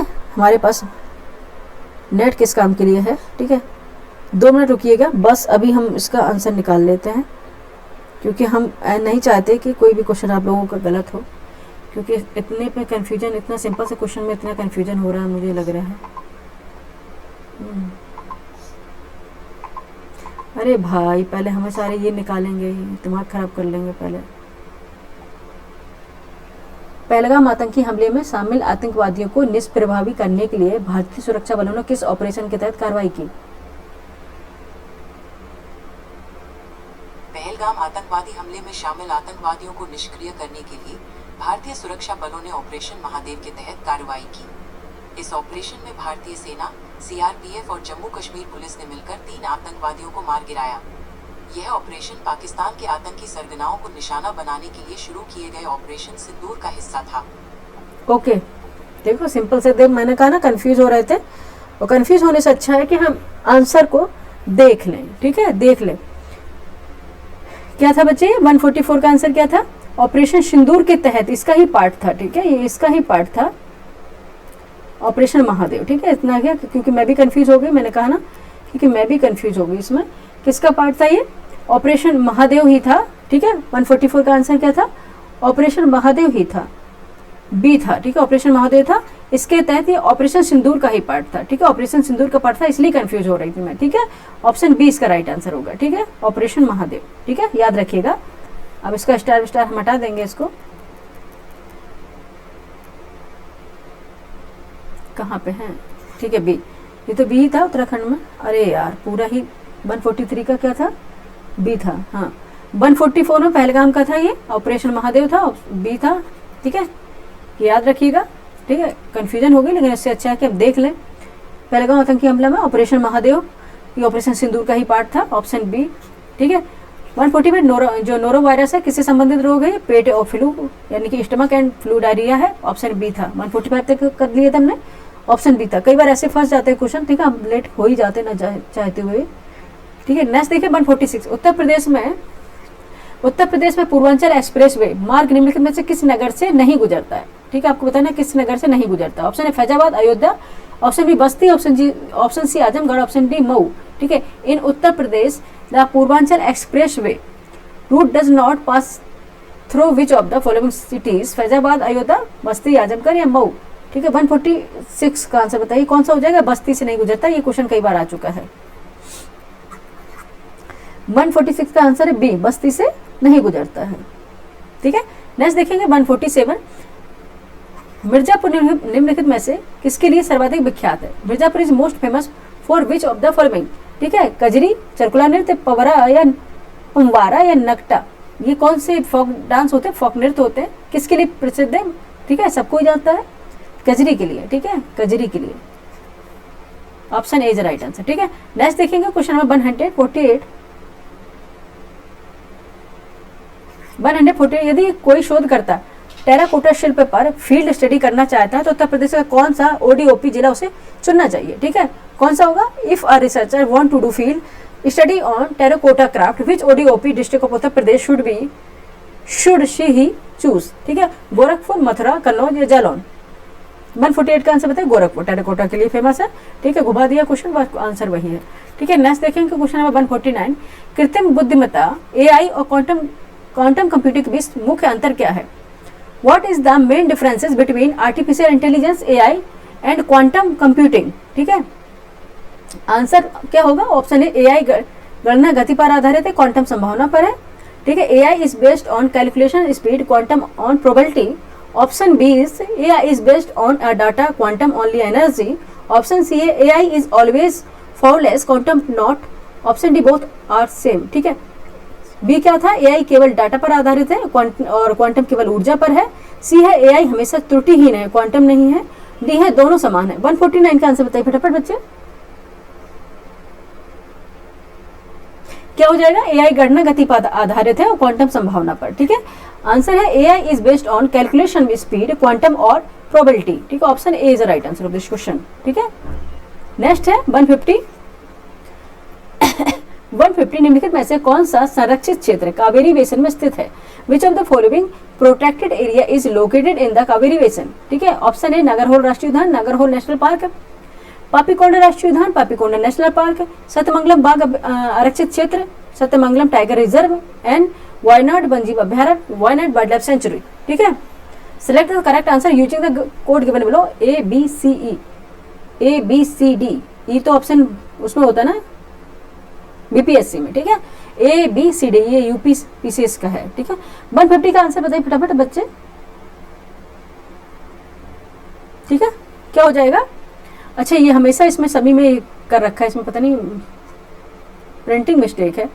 नागरहोल राष्ट्रीय उद्यान है, कावेरी नदी बेसिन। पापीकोंडा राष्ट्रीय उद्यान, कावेरी नदी बेसिन। सतमंगलम बाघ अभ्यारण्य, सत्यमंगलम बाघ अभ्यारण्य नहीं है। ठीक है, और ये है वायनाड वन्यजीव अभ्यारण्य, ये भी है ये कावेरी नदी बेसिन का हिस्सा है। ठीक है, तो आंसर क्या हो जाएगा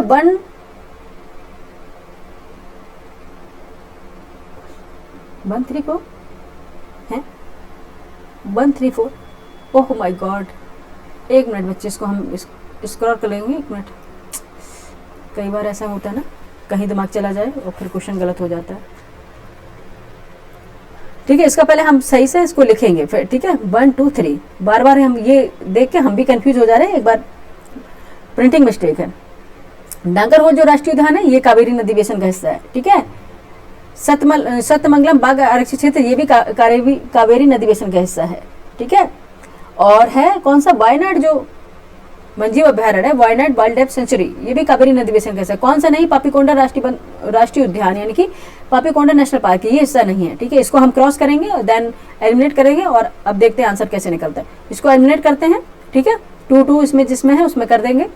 ठीक है, तो फिर आंसर हो जाएगा 1 तो हमारा सही था। ठीक है, 1 तो हमारा सही था, तो फिर 1 3 इसमें 1 है नहीं, तो ऑप्शन ऑब्वियस सी आंसर हो जाएगा। ठीक है, सी आंसर हो जाएगा। ठीक है, 1 3 and 4, 1 3 and 4 right answer of this question. ठीक है, 1 3 and 4। ठीक है, कौन सा हुआ है, C option is the right answer. ठीक है, 1 3 and 4 option C is the right answer of this question. ठीक है, नागरहोल राष्ट्रीय उद्यान है, सतमंगलम बाघ आरक्षित क्षेत्र, वायनाड वन्यजीव अभ्यारण्य है, ये तीनों है कावेरी नदी बेसिन का कावेरी जो बेसिन है उसमें स्थित है, ठीक है, पापीकोंडा नहीं है, ठीक है। ऑप्शन सी इसका राइट आंसर हो गया, ठीक है। यहाँ पे हमारे 150 क्वेश्चन कंप्लीट हो गए और हमारे साथ में कौन सा टेस्ट नंबर 4 था ना, ये कंप्लीट हो गया, ठीक है। अब एक टेस्ट और बचा है, ऑफलाइन 5 टेस्ट थे जो साइज घटना चक्र के, ठीक है, ये कंप्लीट हो गया हमारा। आज 4th जो टेस्ट है वो कंप्लीट हो गया, ठीक है। 4th टेस्ट हमारा कंप्लीट हो गया बच्चे, ठीक है, 150 क्वेश्चन से। नेक्स्ट अभी हम क्लास लेके आएंगे, ठीक है। ये क्लास लेने के बाद जस्ट हम अभी पॉलिटी की क्विक रिवीजन वाली क्लास लेके आ रहे हैं, ठीक है। वो जरूर कीजिएगा, ठीक है, जिससे आपका देखेंगे पार्ट है, शेड्यूल्स हैं, सोर्सेस हैं, ठीक है, इंडियन पॉलिटी के, वो आपके कंप्लीट हो जाएंगे, ठीक है, एक ही क्लास में। बताइएगा अब ये आपको क्लास कैसी लगी। लाइक कीजिए, सब्सक्राइब कीजिए, शेयर कीजिए, ठीक है। जितना अच्छा आप लाइक करेंगे, सब्सक्राइब करेंगे, शेयर करेंगे, कंटेंट आपको उतना अच्छा ही मिलेगा, ठीक है। अगर ना भी करेंगे तो कंटेंट पर तो हम पहले ही फोकस करते हैं, ठीक है, कि कंटेंट आपका यूपी पीसीएस या यूपीएससी बेस का ही होना चाहिए, ठीक है, जिसके लिए ये हमारी क्लास चलती हैं, ठीक है। बाकी रिवीजन कीजिए और जहाँ भी आपको ऐसा लगे कंफ्यूजन है आप कमेंट करके बताइए, ठीक है। बात बाकी बच्चे ने मांगी है, जो पीडीएफ मांगी है बच्चे, हम कोशिश करेंगे देने के लिए, ठीक है।